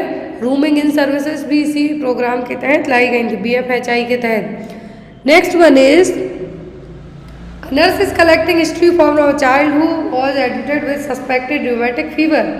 विच of the following information is specific to rheumatic fever? तो यदि एज अ नर्स आप रूमेटिक फीवर है, किसी पर्सन को सस्पेक्ट है, कंफर्म नहीं है, डाउटफुल है, तो कौन सी हिस्ट्री बताएगी? अब जब आप बच्चे की पेरेंट्स हिस्ट्री कलेक्ट करते हैं कि बच्चे को रूमेटिक फीवर हो सकता है। Loss of appetite, vomiting for last 3 days, a fever that started 2 days back, या फिर recent episode of pharyngitis. Rheumatic fever का सबसे मेन कॉज होता है फेरेंजाइटिस, लेकिन ऐसा नहीं कि 4-6 महीने में एक बार फेरेंजाइटिस हुई तो वो एपिसोड मतलब बार बार फेरेंजाइटिस यदि बार बार होता है तो रूमेटिक फीवर कॉज कर सकता है। इसके लिए जो बैक्टीरिया रिस्पॉन्सिबल होगा वो होगा स्ट्रेप्टोकोकस बैक्टीरिया। क्या है? Streptococcus bacteria. Next is AIDS in children is characterised by. तो बच्चों में कैसे पता चलेगा कि बच्चे को एड्स हुआ है? बच्चों में कैसे पता चलेगा कि बच्चों को एड्स हुआ है? Cryptococcus causing diarrhoea, rashes on extremities, Kaposi sarcoma, recurrent candidiasis seen. तो एड्स यदि किसी को होता है तो एड्स अकेला नहीं होता, क्योंकि इसमें आपकी जो इम्यूनिटी सिस्टम है वो पूरा हिल जाएगा, बिल्कुल वीक हो जाएगा। तो अब जब एड्स आपको होता है तो दूसरे इन्फेक्शन बहुत इजीली आपको हो सकते हैं। यदि बच्चों की बात की जा रही है और अकॉर्डिंग टू ऑप्शन के हम बात करते हैं तो वो कैंडिडियासिस, जो कि एक फंगल इन्फेक्शन है। बार बार यदि बच्चों को फंगल इन्फेक्शन होता है तो इसके लिए एड्स की जांच भी की जाती है। यदि बड़ों में हम बात करते हैं तो एड्स के साथ जो एक कॉम्प्लिकेशन डेवलप होता है वो होता है जनरली ट्यूबरक्लोसिस। क्या है? Pulmonary TB. एड्स वाले पर्सन में पल्मोनरी टीबी बहुत फास्ट तरीके से क्या होगी, एंटर करेगी और ग्रो होगी आपकी बॉडी में, इसीलिए पर्सन एड्स के कंपेयर में टीबी से मर जाएगा। ये चीज़ ध्यान रखिए। यदि पर्सन ने एड्स का इलाज नहीं करवाया, एड्स के साथ साथ तो आप ठीक होंगे ही होंगे, लेकिन एड्स के पहले आप ट्यूबरक्लोसिस होकर निकल लेंगे। तो एड्स का जो एक ऐसा कॉम्प्लिकेशन जिसमें बचने के चांस पर कम हो जाते हैं होता है पल्मोनरी टीबी, जिसको अपॉर्चुनिस्टिक इन्फेक्शन भी आप कह सकते हैं। लेकिन बच्चों में पूछें तो रिकरेंट कैंडिडियासिस। एक और एग्जाम में क्वेश्चन आता है एड्स को लेकर ही कि एड्स का जो कंफर्मेटरी टेस्ट है वो क्या है, तो वो होता है वेस्टर्न ब्लॉट टेस्ट। याद रखना है, कंफर्मेटरी टेस्ट पूछे तो western blot test, CD4 T cells count 200 से भी कम हो जाना। डायग्नोस्टिक में आपका एलिजा आ जाएगा लेकिन कंफर्मेटरी नहीं आएगा। VDRL टेस्ट पूछे तो वो होगा सिफिलिस के लिए। ये बेसिक से टेस्ट, मतलब बेसिक से क्वेश्चन है जो आपके एग्जाम में पूछे जाते हैं। फिर एड्स की मेडिसिन भी पूछी जाती है, तो हम इसी में आगे पढ़ेंगे। Next one is in which of the following condition the main presenting symptom is peculiar brassy cough. कौन सी कंडीशन है जिसका मेन सिम्टम है पेक्युलर ब्रेसी कफ, मतलब बार्किंग कफ, कुत्ते के भौंकने जैसी खांसी चलना। बार्किंग का मतलब भौंकना ही होगा। तो बार्किंग कफ किस डिसीज का सिम्टम होगा? सिस्टिक फाइब्रोसिस का, निमोनिया का, क्राउप का, कि ऑल ऑफ दी अबव। तो जो कंडीशन है क्या जिसमें भौंकने जैसी खांसी आएगी वो होती है क्राउप में। किसमें? क्राउप में, जो कि अपर रेस्पिरेटरी ट्रैक्ट का इन्फेक्शन है, जिसको लेरिंगोट्रैकियो ब्रोंकाइटिस भी कहेंगे। क्या है? लेरिंगोट्रैकियो ब्रोंकाइटिस भी कहेंगे।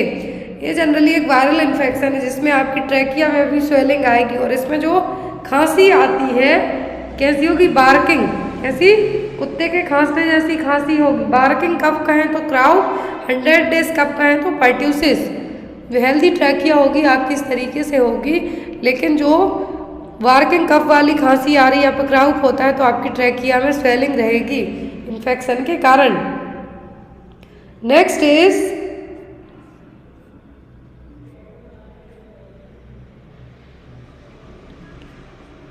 Drug of choice for closure of patent ductus arteriosus is all except. तो पीडीए को क्लोज करने के लिए सभी मेडिसिन अपनाई जाती हैं किसी एक को छोड़कर। आइब्यूप्रोफेन, इंडोमेथासिन, A&B या फिर प्रोस्टाग्लैंडिन। क्वेश्चन हमने पहले भी पढ़ा है। पेटेंट डक्टस आर्टरियोसिस को क्लोज करने के लिए जो ड्रग ऑफ चॉइस होती मेनली होती है आइब्यूप्रोफेन। कौन सी?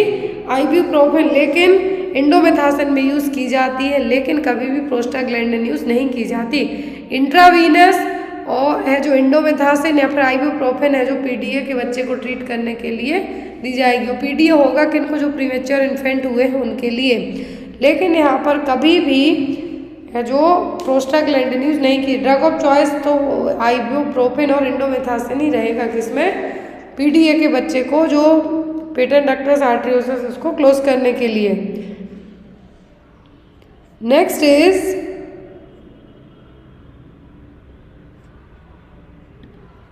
Clinical sign is seen in this image. तो यहाँ पर इस इमेज में कौन सा साइन है जो एक एग्जामिनर चेक कर रही है? फोर्थ गिल sign, Castell sign, Carnett sign या फिर ब्रुजिंस्की साइन। तो यहाँ पर जो साइन चेक किया जा रहा है कहलाएगा आपका कार्नेट साइन। कौन सा? कार्नेट साइन। कौन सा साइन है? एक कार्नेट साइन। कार्नेट साइन है जो एक्यूट एब्डोमिनल पेन को चेक करने के लिए भी यूज़ किया जाएगा। जब भी आप कहेंगे डॉक्टर के यहाँ जाकर कि मेरा पेट दर्द हो रहा है, डॉक्टर इस तरीके से आपको असिस्ट करेगा और ये कहलाएगा कार्नेट साइन। जो फोर्थ गिल साइन है, फोर्थ गिल साइन भी एब्डोमिनल या फिर मेडिकल साइन हम जिसको कहेंगे, तो abdominal wall does not cross mid line and does not change with flexion of the rectus muscle, और ये साइन जनरली जब रेक्टस शीथ हेमेटोमा होगा उसमें देखने को मिलेगा। कैसल साइन स्प्लीनोमेगाली में देखने को मिलेगा, जो आपकी स्प्लीन में इनलार्जमेंट देखने को मिलेगा तब होगा ये। तो कैसल साइन पूछे तो स्प्लीनोमेगाली, कार्नेट पूछे तो एब्डोमिनल पेन के लिए चेक किया जाएगा। नेक्स्ट इज बट अभी आपकी कल वाली morning class as an time पे होगी जितने टाइम पे होती है। तो यहाँ पर क्वेश्चन है what is the maximum number of votes which can be cast in EVMs. तो जो ईवीएम मशीन है, जो अभी वोटिंग सिस्टम में पहले क्या होता था, ईवीएम से नहीं होता था, बट जो अभी ईवीएम मशीन है तो यहाँ पर ईवीएम में कितनी वोटिंग है जो एक मशीन में डल सकती है। तो यदि हम बात करें एक एवरेज की, जिसकी मैक्सिमम नंबर ऑफ वोटिंग की, तो वो होती है 2000 तक। कितनी? 2000 तक। इलेक्ट्रॉनिक वोटिंग मशीन, कौन सा? Electronic voting machine. तो यहाँ पर आपका आंसर क्या होगा? ईवीएम और electronic voting machine. Next one is, आज का फर्स्ट क्वेश्चन है हमारा, Which Indian American has been appointed as the new chief financial officer of Tesla? जो टेस्ला कंपनी है, इंडिया की कंपनी नहीं है, अमेरिकन बेस्ड कंपनी है। इसके ओनर कौन है? Elon Musk. टेस्ला के जो फाउंडर हैं कौन है? एलन मस्क, जिनका ट्विटर है। तो उन्होंने अभी अपनी कंपनी में एज ए चीफ फाइनेंशियल के तौर पर इंडियन अमेरिकन को अपॉइंट किया है। वो कौन है?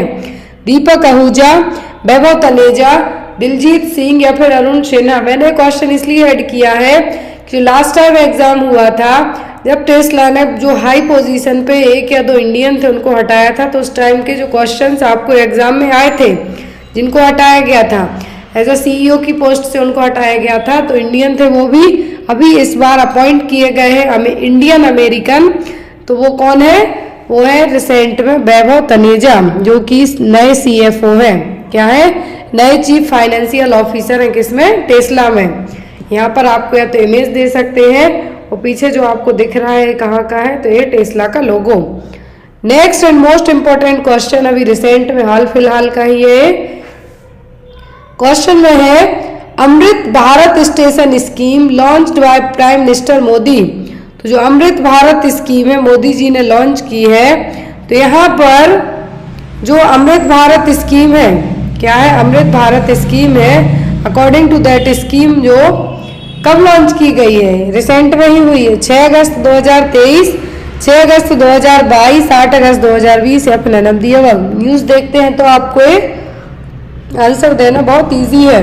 और ये लॉन्च की है मोदी जी ने हाल फिलहाल में मुंबई से। फिर बाकी सभी चीज़ें हैं जो वीडियो कॉन्फ्रेंसिंग के थ्रू हुई, लेकिन यहाँ पर लॉन्च कहाँ से हुई? मुंबई से लॉन्च किया गया है अमृत भारत स्टेशन स्कीम को। किसको? अमृत भारत स्टेशन स्कीम 6 अगस्त 2023 को। अकॉर्डिंग टू दैट स्कीम है जो अमृत भारत स्टेशन स्कीम, इसका एम रखा गया है कि जो 1300 रेलवे स्टेशन है उनको ट्रांसफॉर्म करना है, रिवाइटलाइज करना है, उनको अच्छा बनाना है वर्ल्ड क्लास ट्रैवल हब्स के तौर पर। तो यहाँ पर जिसमें 508 स्टेशन को रिसेंट में ही, क्या है? 508 स्टेशन को अभी इनिशिएटिव में ही नए अलग अलग जगह के जो 508 स्टेशन है उनको अभी रिसेंट में ही सुधारा जाएगा, जिसके लिए 25,000 करोड़ रुपए का बजट निकला है। कितना? 25,000 करोड़ का बजट निकला है। टोटल स्टेशनों की बात करें हम तो 1309, 1309। तो यहाँ पर एग्जाम में अब आपको या तो 1309 स्टेशन पूछ सकते हैं कि अमृत भारत स्टेशन स्कीम में कितने स्टेशन इंक्लूड किए गए हैं ट्रांसफॉर्म करने के लिए, तो वो है 1309। या तो बजट है 25,000 करोड़, या लॉन्चिंग डेट, तो लॉन्च हुआ था कब? 6 अगस्त 2023 को। कहाँ से लॉन्च किया गया था? मुंबई से। किसने किया था? मोदी जी ने। और उस टाइम पे जो महाराष्ट्र के गवर्नर है वो भी वहाँ पर प्रेजेंट थे। तो इस स्कीम का नाम क्या है? Amrit Bharat station scheme. Next is who will lead the Indian team in the world athletics championship. तो world athletics championship Budapest Hungary में होने वाली है इसी महीने, अगस्त 19 से होने वाली है। तो इंडिया की तरफ से लीड है जो कौन रहेंगे? Who will lead the Indian team. Indian team को कौन लीड करेंगे वर्ल्ड एथलेटिक्स चैंपियनशिप में?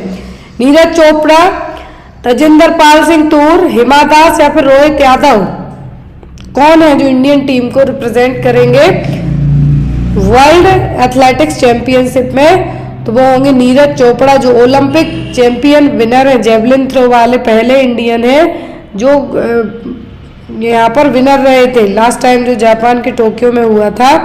तो यहाँ पर जेवलिन थ्रोअर जो नीरज चोपड़ा है वो यहाँ पर फिर से वर्ल्ड एथलेटिक्स चैंपियनशिप जो कि बुडापेस्ट हंगरी में होने वाली अगस्त 19 से, यहाँ पर वर्ल्ड एथलेटिक्स चैंपियनशिप के तौर पर क्या करेंगे? नीरज चोपड़ा लीड करेंगे किसको? भारत की टीम को। पहले करने वाले थे तजिंदर पाल सिंह, लेकिन अभी इन्होंने अपना नाम, उनको बैक में कुछ इंजरी थी तो इन्होंने अपना नाम ऐसे विड्रॉ कर लिया था। नेक्स्ट इज थेयम और Kaliyattam is a ritual dance performed in which state और यूनियन टेरिटरी? थेयम या फिर कलियत्तम एक डांस फॉर्म है, कहाँ पे किया जाता है? ऑप्शन में यहाँ पर कर्नाटका, केरला, आंध्र प्रदेश या फिर वेस्ट बंगाल। तो थेयम क्या है? हिंदी रिचुअल प्रैक्टिस है जो कि कहाँ पर किया जाता है? आपने जो एक मूवी आई थी, साउथ की मूवी थी, तो यहाँ पर जो थेयम है क्या है? थेयम किया जाता है, कहाँ पे किया जाता है? होता है केरला में। कहाँ पर? केरला में। तो यहाँ पर आपका आंसर क्या होगा? केरला। तो यहाँ पर आप किसको आंसर करेंगे? केरला के लिए। अब ये थेयम है क्या? इसमें एक तो हम ये कह सकते हैं कि रिचुअल डांस है। इस डांस की बहुत सारे, यदि आप यहाँ पर ऑनलाइन भी चेक करेंगे तो इस डांस को लेके अलग अलग क्या है रिचुअल से, अलग अलग टाइप के थेयम भी जो केरल के ही अलग अलग एरिया है वहाँ पे अलग अलग तरीके से प्रेजेंट किया जाता है। पूरा आपका जो पोशाक, जो आपका ड्रेस है, वो सब चीज़ें चेंज की जाती हैं। आफ्टर दैट यहाँ पे पूरा आपको बनाया जाता है। तो यहाँ पर आप कांतारा मूवी नाम सुना होगा आपने, कांतारा मूवी में जो अचानक से बोलते हैं कि भगवान जी आ गए हैं, भस्म हो गए, वो सब, तो वही थेयम डांस है। कौन सा? थेयम। और रिचुअल डांस है कहाँ का? केरला का। इवन आज भी रिसेंट में केरल के जो कुछ राज्य हैं, साथ ही साथ जो केरल से सटे हुए कर्नाटक के डिस्ट्रिक्ट है, वहाँ पे भी ये मनाया जाता है। तो केरल कहाँ का डांस है? थेयम। और कलियत्तम कहाँ का डांस है? केरला का। यहाँ पे मैं एक इमेज ऐड कर देती हूँ ताकि आपको बहुत इजी इस तरीके से जो आप कांतारा मूवी देखना, उसमें आपको ये सब मिल जाएगा देखने। Next is what is the objective of the Jan Aushadhi बल मित्र प्रोग्राम? तो जन औषधि बाल मित्र प्रोग्राम है जो, इसका मेन एम क्या है? Educate children on PMBJP, provide subsidised medicine to children, provide subsidised medicine to pregnant women, promote investment in PMBJP।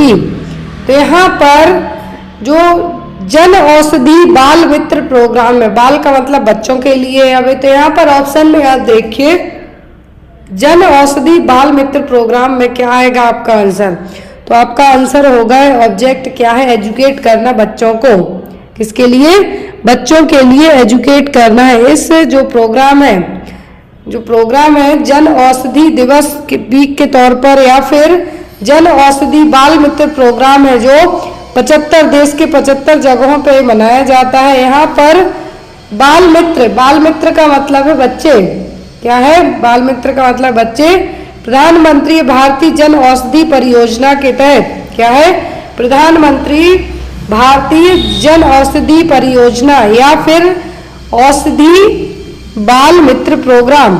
तो एक इसके लिए बच्चों को एंगेज करके पढ़ने के लिए इनकरेज करना। तो एजुकेट चिल्ड्रन ऑन प्रधानमंत्री भारतीय जन औषधि परियोजना।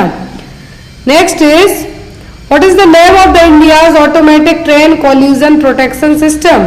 तो जब भी दो ट्रेनें आके आपस में टकराती हैं, जो उड़ीसा के पास अभी हादसा हुआ था, तो वो यहाँ पर है कि जब दो ट्रेनें आपस में आके टकराती हैं तो एक प्रोटेक्टिव सिस्टम काम करता है उन ट्रेन में। तो उस प्रोटेक्टिव सिस्टम का नाम क्या है? ढाल, रक्षा, सुरक्षा या फिर कवच। क्या नाम दिया जाता है? ट्रेन कोलिजन सिस्टम है जो इंडिया का automatic train collision protection system है। क्या नाम है उसका? नाम है उसका कवच। क्या है? कवच। जो automatic train collision protection system है इंडिया में 4 मार्च 2022 को बनाया गया था कि दो ट्रेनें यदि हाई स्पीड से आती हैं, अपने आमने सामने आती हैं, तो उनको किस तरीके से कोलाइड होने से बचा सकते हैं, एक्सीडेंट होने से बचा सकते हैं। और जो यहाँ पर automatic train collision protection system है उसका नाम क्या है, कवच। Next one, which country has the most nuclear weapons in the world. तो पूरे विश्व में सबसे ज्यादा न्यूक्लियर वेपन्स किस देश के पास है, परमाणु हथियार कौन से देश के पास सबसे ज्यादा है, रसिया, यूनाइटेड स्टेट्स, चाइना या फिर फ्रांस। कौन से देश के पास सबसे ज्यादा मोस्टली न्यूक्लियर वेपन्स है, तो वो है यहाँ पर रसिया। क्या है, रसिया। रसिया के पास यदि बात करें हम 6257 न्यूक्लियर वॉरहेड्स हैं, जिसमें से 1458 तो एक्टिव ही रहते हैं उनके। तो यहाँ पर यदि आपको इतना ही याद रखना है कि सबसे ज्यादा किसके पास है, रूस के पास, फिर दूसरे नंबर पर क्या है, यूएसए। क्या है, USA. Next is, who is the recent finance minister of India. Recent और फाइनेंस मिनिस्टर कौन है भारत के, राजनाथ सिंह, निर्मला सीतारमण, अमित शाह या फिर पीयूष गोयल। तो रिसेंट में जो फाइनेंस मिनिस्टर है कौन है, वो निर्मला सीतारमण, जो कि पहली महिला वित्त मंत्री है। क्या पहली महिला वित्त मंत्री, तो कौन है, Nirmala Sitharaman. Next one, river Indu originated from. तो जो इंदू नदी है कहाँ से निकलती है, हिंदुक्स range, Himalayan range, Karakoram range या फिर कैलाश रेंज। तो इंदुस नदी है जो कहाँ पे निकलती है, तो ये निकलती है कहाँ से, कैलाश से। कहाँ से, कैलाश पर्वत से। Next one is, the river Brahmaputra is known as it enters Arunachal Pradesh. जो ब्रह्मपुत्र नदी है जब ये अरुणाचल प्रदेश में पहुंचती है तो इसका क्या नाम पड़ जाता है, देवांग, देहांग, शुभांश्री या फिर धनश्री। क्या नाम पड़ जाता है ब्रह्मपुत्र नदी का जब ये अरुणाचल प्रदेश में एंटर होती है, तो तब इसका नाम पड़ता है क्या, देहांग। ब्रह्मपुत्र रिवर निकलती कहाँ से, तिब्बत से। कहाँ से, तिब्बत से। नेपाल का तिब्बत है वहां से। और यहाँ पर ये नमचा बरुआ जो कि साउथ ट्रम है वहां से एंटर करते हुए इंडिया में आएगी। और जब ये साउथ जो ट्रम है एंटर करेगी नमचा बरुआ एरिया से, तो इसका नाम पड़ जाता है देहांग, और उस टाइम पे अरुणाचल प्रदेश में रहेगी। फिर आफ्टर दैट देवांग, लोहित और कामेंग नदी में मिल जाएगी। तो ये थे हमारे जी के जीएस के क्वेश्चन। अब हमारे नर्सिंग के क्वेश्चंस में जो पहला क्वेश्चन है यहाँ पे इंक्लूडेड है वो क्या है, clinical sign is seen in this image.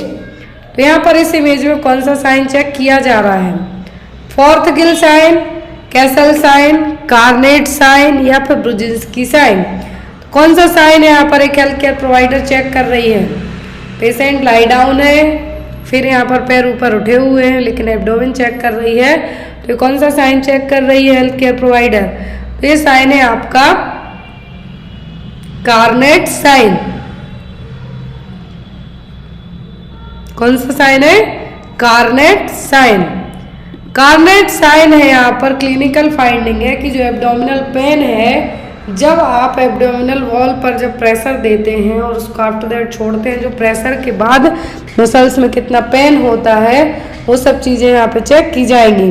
तो ये क्या है आपका कार्नेट साइन। जब आपको पेट में दर्द होता है तो डॉक्टर आपका पेट इसी तरीके से चेक करेंगे कि कौन से एरिया में दर्द होगा। यदि प्रेस करके चेक किया जाता है जब एब्डोमेन, और छोड़ दें तो उस टाइम पे सब चीज़ें चेक करी जाएंगी। और ये कहलाता है आपका क्या, कार्नेट साइन। आंसर होगा ऑप्शन नंबर सी। अब यहाँ पर देखिए फोर्थर गिल साइन। फोर्थर गिल साइन भी एब्डोमिनल पेन में ही, जब मरीज को जनरली रेक्टल सीथ हेमेटोमा हुआ हो तब ये साइन देखने को मिलेगा।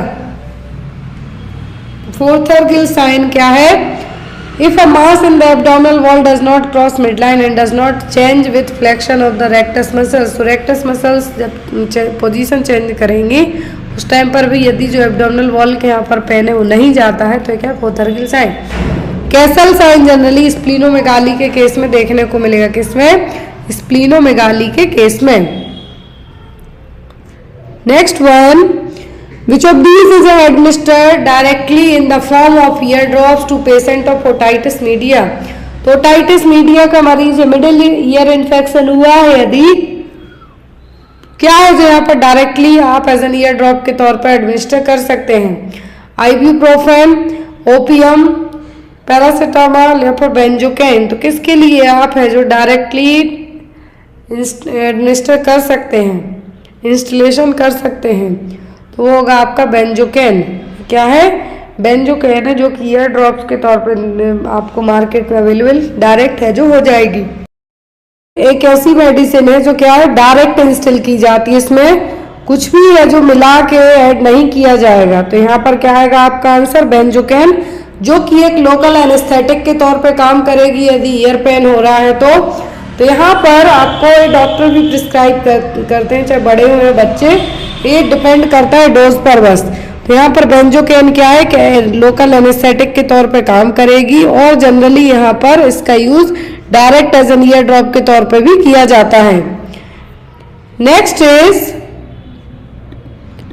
विच diagnostic test done in diphtheria, तो डिप्थीरिया का डायग्नोस्टिक टेस्ट पूछा है, कौन सा है? Schick test, Mantoux test, Dick test या फिर वेलफ्लेक्स टेस्ट। तो ये सभी टेस्ट किसी ना किसी डिसीज को डायग्नोस करने के लिए किए जाते हैं। तो यहाँ पर जो सिक टेस्ट है, क्या सिक टेस्ट किया जाता है किसके लिए? डिप्थीरिया को डायग्नोस करने के लिए। जो वेलफ्लेक्स टेस्ट है, क्या है? वेलफ्लेक्स टेस्ट है, ये किया जाता है किसके लिए? रिक्टेशिया के लिए या फिर रिक्टेशियल इन्फेक्शन के लिए। तो यहाँ पर आपको याद रखना है, वेलफ्लेक्स पूछे तो रिक्टेशियल के लिए, माउंटेक्स सबको पता है टीबी के लिए, सिक टेस्ट होता है डिप्थीरिया के लिए। नेक्स्ट इज यहाँ पर देखिए दिए गए हैं पूरे टेस्ट। टीबी का माउंटेक्स टेस्ट किया जाता है, टाइफाइड को डायग्नोस करने के लिए विडाल होता है, सिफिलिस के लिए वीडीआरएल किया जाता है। स्कारलेट फीवर है, जो डिक टेस्ट था आपको ऑप्शन में यहाँ पर, ये होता है स्कारलेट फीवर के लिए। वेलफ्लेक्स टेस्ट होता है टाइफस फीवर और रिक्टीशियल इन्फेक्शन के लिए। किसके लिए? टाइफस और रिक्टीशियल इन्फेक्शन के लिए। तो नाम याद रखें, टेस्ट के नाम याद, और डिसीज का कि कौन सी डिसीज में कौन सा टेस्ट है जो किया जाता है। Next one, Which of the following is a long-term effect of medical complication of alcoholism? यदि जो लोग लंबे टाइम तक शराब पीते हैं तो उनको क्या मेडिकल कॉम्प्लिकेशन डेवलप होने के चांस है शराब के कारण? पैरोनिया, डिप्रेशन, डेलिरियम ट्रीमर्स या फिर कोर्साकॉफ साइकोसिस। क्या होने के चांसेस हैं जो लोग लंबे टाइम तक यदि शराब पीते हैं उनके लिए? तो वो होगा यहाँ पर आपका क्या? कोर्साकॉफ साइकोसिस। क्या होगा? Korsakoff साइकोसिस। Next is, which of the following is an immediate treatment given to a patient with an excessive bleeding from an open fracture? यदि किसी को ओपन फ्रैक्चर हुआ है, ओपन फ्रैक्चर का मतलब साथ में ब्लीडिंग भी हो रही है, बोन्स हैं जो इंटैक्ट हो बोन्स हैं जो स्किन को ब्रेक करती हुई बाहर आ गई हैं। ये चीज मैंने आपको जो रिसेंट में स्केलेटल सिस्टम की क्लास ली थी उसमें पढ़ाया भी है। तो यहाँ पर according to that open fracture हुआ है तो आपकी फर्स्ट प्रायोरिटी क्या होगी? मोबिलाइजेशन करना, bringing bones to normal position, treat for shock, pressure dressing to control the bleeding. तो एक होता है इंटैक्ट फ्रैक्चर, जिसमें मतलब बोन्स अंदर ही टूटेगी, स्वेलिंग होगी, लेकिन हड्डी टूट के बाहर नहीं आएगी, नहीं ब्लीडिंग होगी, सीधी सी बात, स्किन ब्रेक नहीं होगी, तो हो गया इंटैक्ट। अब यहाँ पर यदि ओपन फ्रैक्चर है दैट मीन्स ब्लीडिंग होगी, स्किन ब्रेक हो गई है, ब्लीडिंग हो रही है, तो फर्स्ट प्रायोरिटी होती है आपकी ब्लीडिंग को कंट्रोल करना। ब्लीडिंग कैसे कंट्रोल होगी? प्रेशर ड्रेसिंग के साथ में। तो आपका आंसर क्या होगा? Pressure dressing to control the bleeding. Next one is no not me reaction of the patient seen in which stage of death. तो जो टर्मिनल इल पेशेंट है यहाँ पर नो नॉट मी यदि रिएक्ट करते हैं तो इसका मतलब कौन सी स्टेज में है? वो जो कुबलर-रॉस की स्टेज है यहाँ पे वही दी गई है, एंगर, बार्गेनिंग, डिनायल या फिर एक्सेप्टेंस। तो कौन सी स्टेज में जब पर्सन नो नॉट मी करेगा तो वो होगी आपकी कौन सी स्टेज? वो होगी आपकी डिनायल। क्या होगी? डिनायल। जो एलिजाबेथ कुबलर-रॉस है इन्होंने 5 स्टेज डाइंग की 5 स्टेज है जो डिस्क्राइब की थी। स्टेज फर्स्ट, या तो ये आपको सीक्वेंस वाइज जमाने आएंगी, ध्यान से सुने, या तो सीक्वेंस वाइज जमाने आएंगी या फिर पूछेंगे कि ये किसने दी है या फिर किस चीज के लिए है।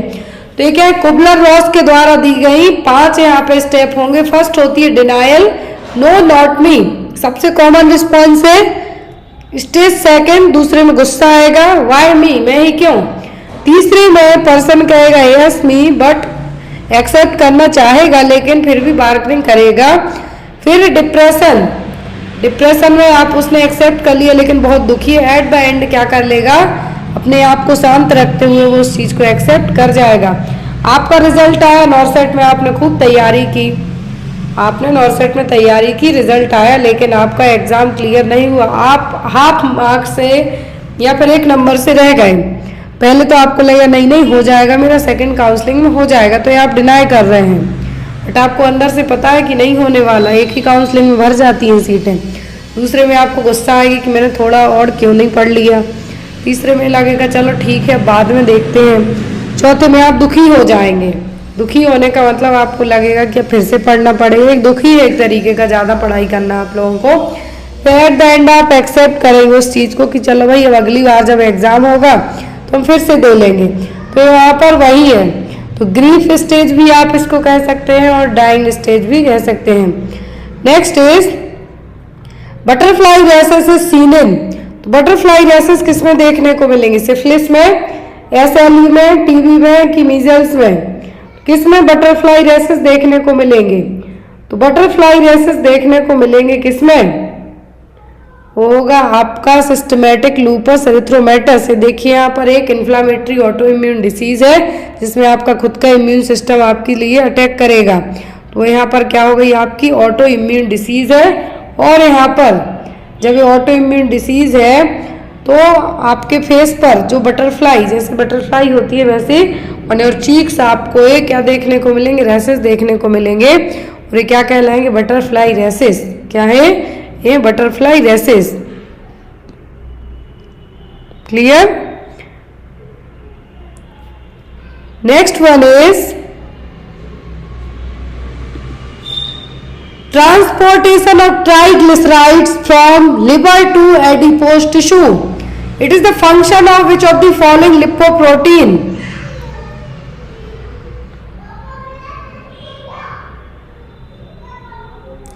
तो यहां पर क्वेश्चन है कि ट्राइग्लिसराइड्स का ट्रांसपोर्टेशन है जो लिवर से एडिपोज टिश्यू तक होता है, तो ये काम कौन करता है, LDL intermediate density lipoprotein, VLDL या फिर HDL। तो ये काम कौन करेगा, ट्राइग्लिसराइड्स का ट्रांसपोर्टेशन एक जगह से दूसरी जगह, तो लिवर से एडिपोज टिश्यू में, कहां से, लिवर से एडिपोज टिश्यू में लेके जाना है, तो ये काम कौन करेगा, VLDL, HDL, LDL। तो कौन ये काम करेगा, ये काम आपका कौन करेगा, VLDL, very low density lipoprotein. क्या है, वेरी लो डेंसिटी लिपोप्रोटीन, जो कि एक टाइप का क्या ब्लड फैट है, इसको बैड कोलेस्ट्रॉल की कैटेगरी में भी रखा जाता है।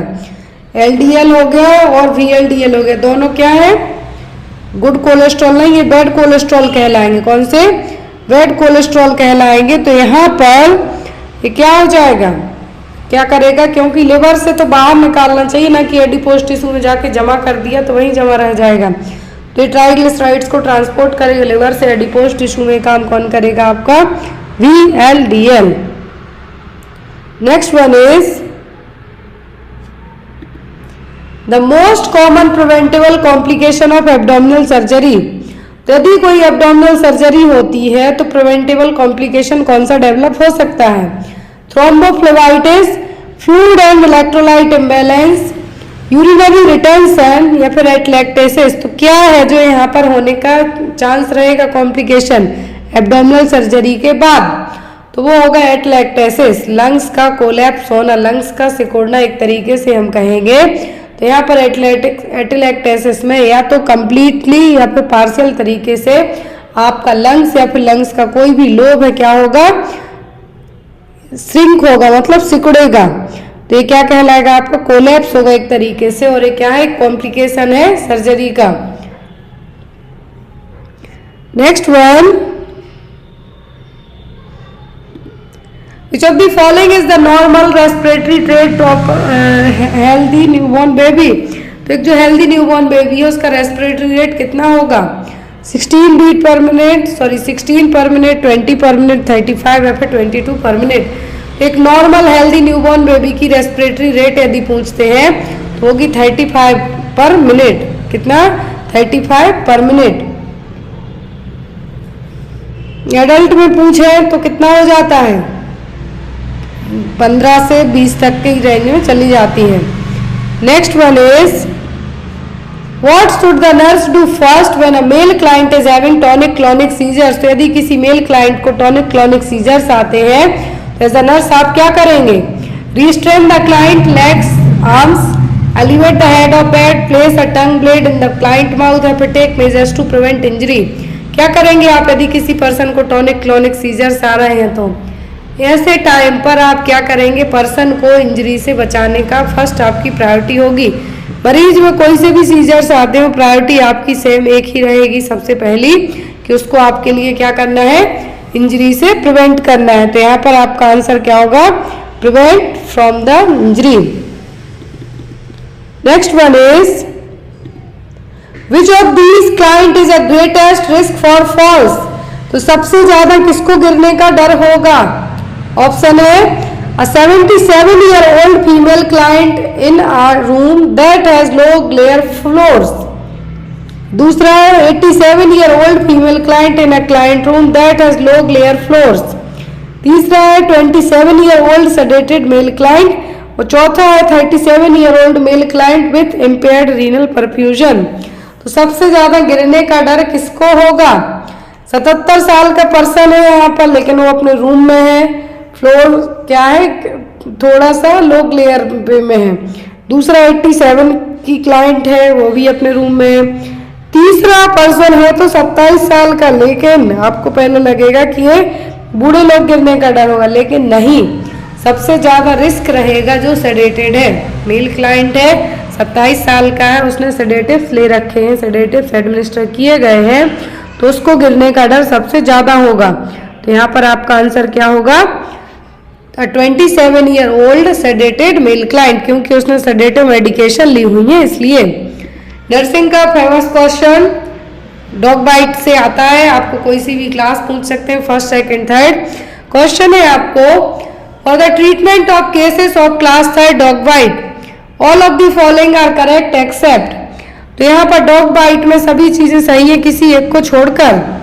Give immunoglobulin for passive immunity, give ARV antiretroviral, immediately stitch wound under antibiotic coverage या फिर immediately wash wound with soap and water. Class 3 dog bite की बात की जा रही है तो आपको सब कुछ करना है किसी एक को छोड़कर। क्या है? सब कुछ करना है किसी एक को छोड़कर। ARV देंगे, इम्यूनोग्लोबुलिन देंगे, वॉश साबुन और पानी से धुलेंगे घाव को जहाँ काटा है, लेकिन स्टिचिंग नहीं करना है, ये काम आप नहीं कर सकते। तो यहाँ पर आपका आंसर क्या होगा? Option number 3, immediately stitch wound under antibiotic coverage नहीं करना। तो यहाँ पर जब आपको रेबिड एनिमल काटेगा जिससे रेबीज होने के चांसेस रहेंगे, वो डॉग हो सकता है, बिल्ली हो सकती है, तो यहाँ पर आपको फर्स्ट कैटेगरी में क्या होगा?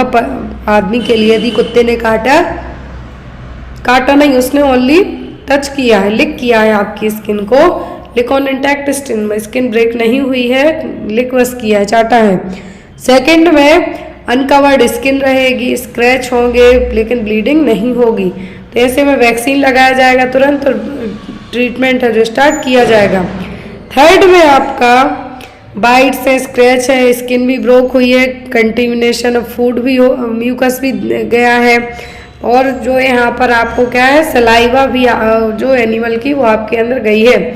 तो ऐसे में वैक्सीन करना है, रेबीज इम्यूनोग्लोबुलिन लगवाना है, लोकल ट्रीटमेंट करवाना है जो भी घाव हुआ है। तो आपका आंसर क्या होगा यहाँ पर? Option number C. Next is an appendicitis pain is located in which quadrant of the abdomen. तो अपेंडिसाइटिस में पेन है जो कौन से क्वाड्रेंट में होगा एब्डोमेन की? Left lower quadrant, right lower quadrant, left upper quadrant या फिर राइट लोअर क्वाड्रेंट।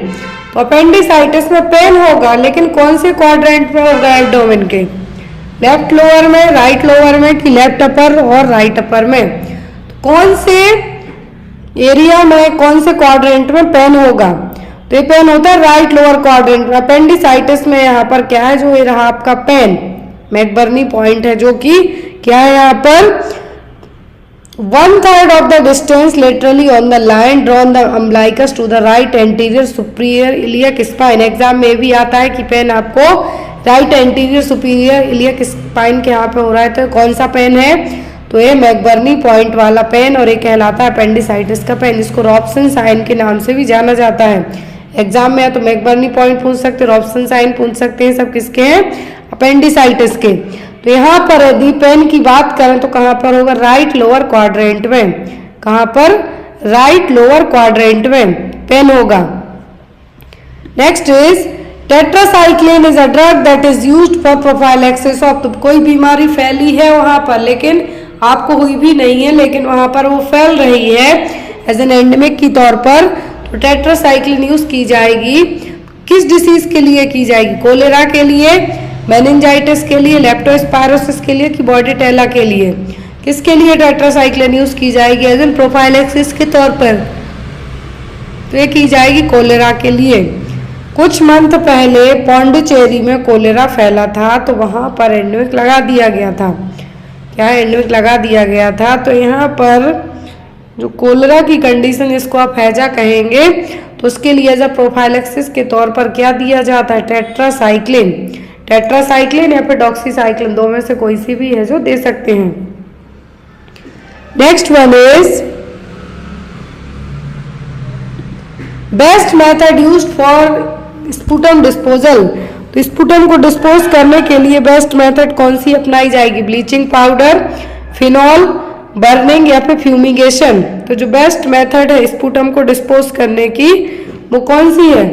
वो है आपकी ब्लीचिंग पाउडर। क्या है? Bleaching powder. Next one, the most significant health status indicator of a community. किसी भी देश का सबसे अच्छा हेल्थ स्टेटस का इंडिकेटर कौन सा है? Psychological development of children, life expectancy at birth, disability prevalence या फिर ऑल ऑफ दी अबव। किसी भी देश का सबसे अच्छा हेल्थ स्टेटस पता कैसे चलेगा कि ये देश प्रॉपर तरीके से अच्छी तरक्की कर रहा है? वो पता चलेगा life expectancy at the birth में। क्या है? Life expectancy at the birth, जिसमें यहाँ पर पर्सन की पूरा पैदा होने से लेके वो किस तरीके से अपना जीवन जीता है, वो चीजें यहाँ पे इंक्लूड हो जाएंगी। क्या होगा? Life expectancy at the birth. Next one, SAFE strategy is recommended for the control of trachoma.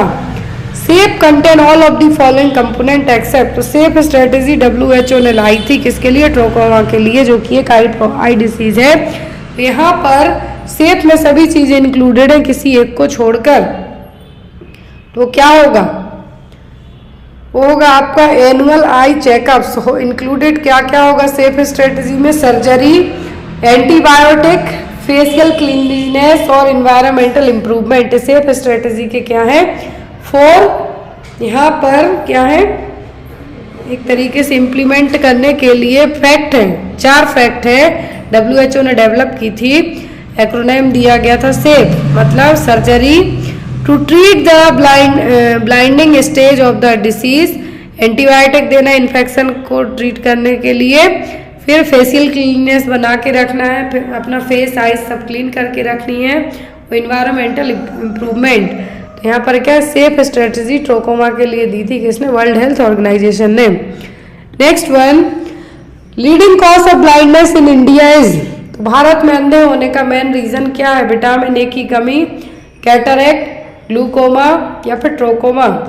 तो ब्लाइंडनेस का जो मेन रीजन है इंडिया में वो क्या है? वो है कैटरेक्ट और मोतियाबिंद। भारत में 62.6% से ज्यादा लोगों को कैटरेक्ट हो चुका है और हुआ है।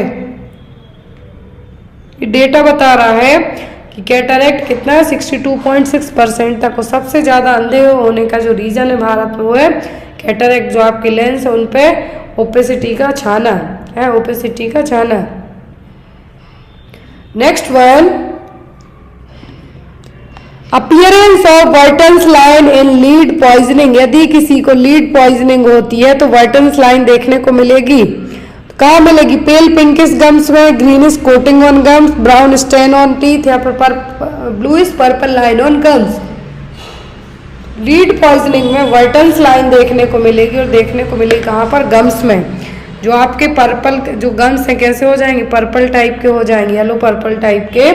तो क्या कहलाएगी? वर्टन्स लाइन, और इसको बर्टोनियन लाइन के नाम से भी जाना जाता है। यदि किसी को मरीज को, जो लोग फैक्ट्रीज वगैरह में काम करते हैं, बैटरी बनती हैं जहाँ पे, वो यहाँ पे काम करते हैं, तो उनको ब्लैक ब्लू टाइप की लाइन बनेगी, और क्या कहलाएगी आपकी लाइन? Burton's line. क्या कौन सी लाइन कहलाएगी? Burton's line. बनती किसको? जो लोग लंबे टाइम तक लीड फैक्ट्रीज में काम करते हैं, उनमें क्या हो जाएगा? जो दांत हैं ब्लूइश पर्पल लाइन बन जाएगी। कहाँ पर? गम्स पर, मसूड़ों के यहाँ पर। ये देखिए, early sign of leprosy. Leprosy का अर्ली साइन कौन सा है?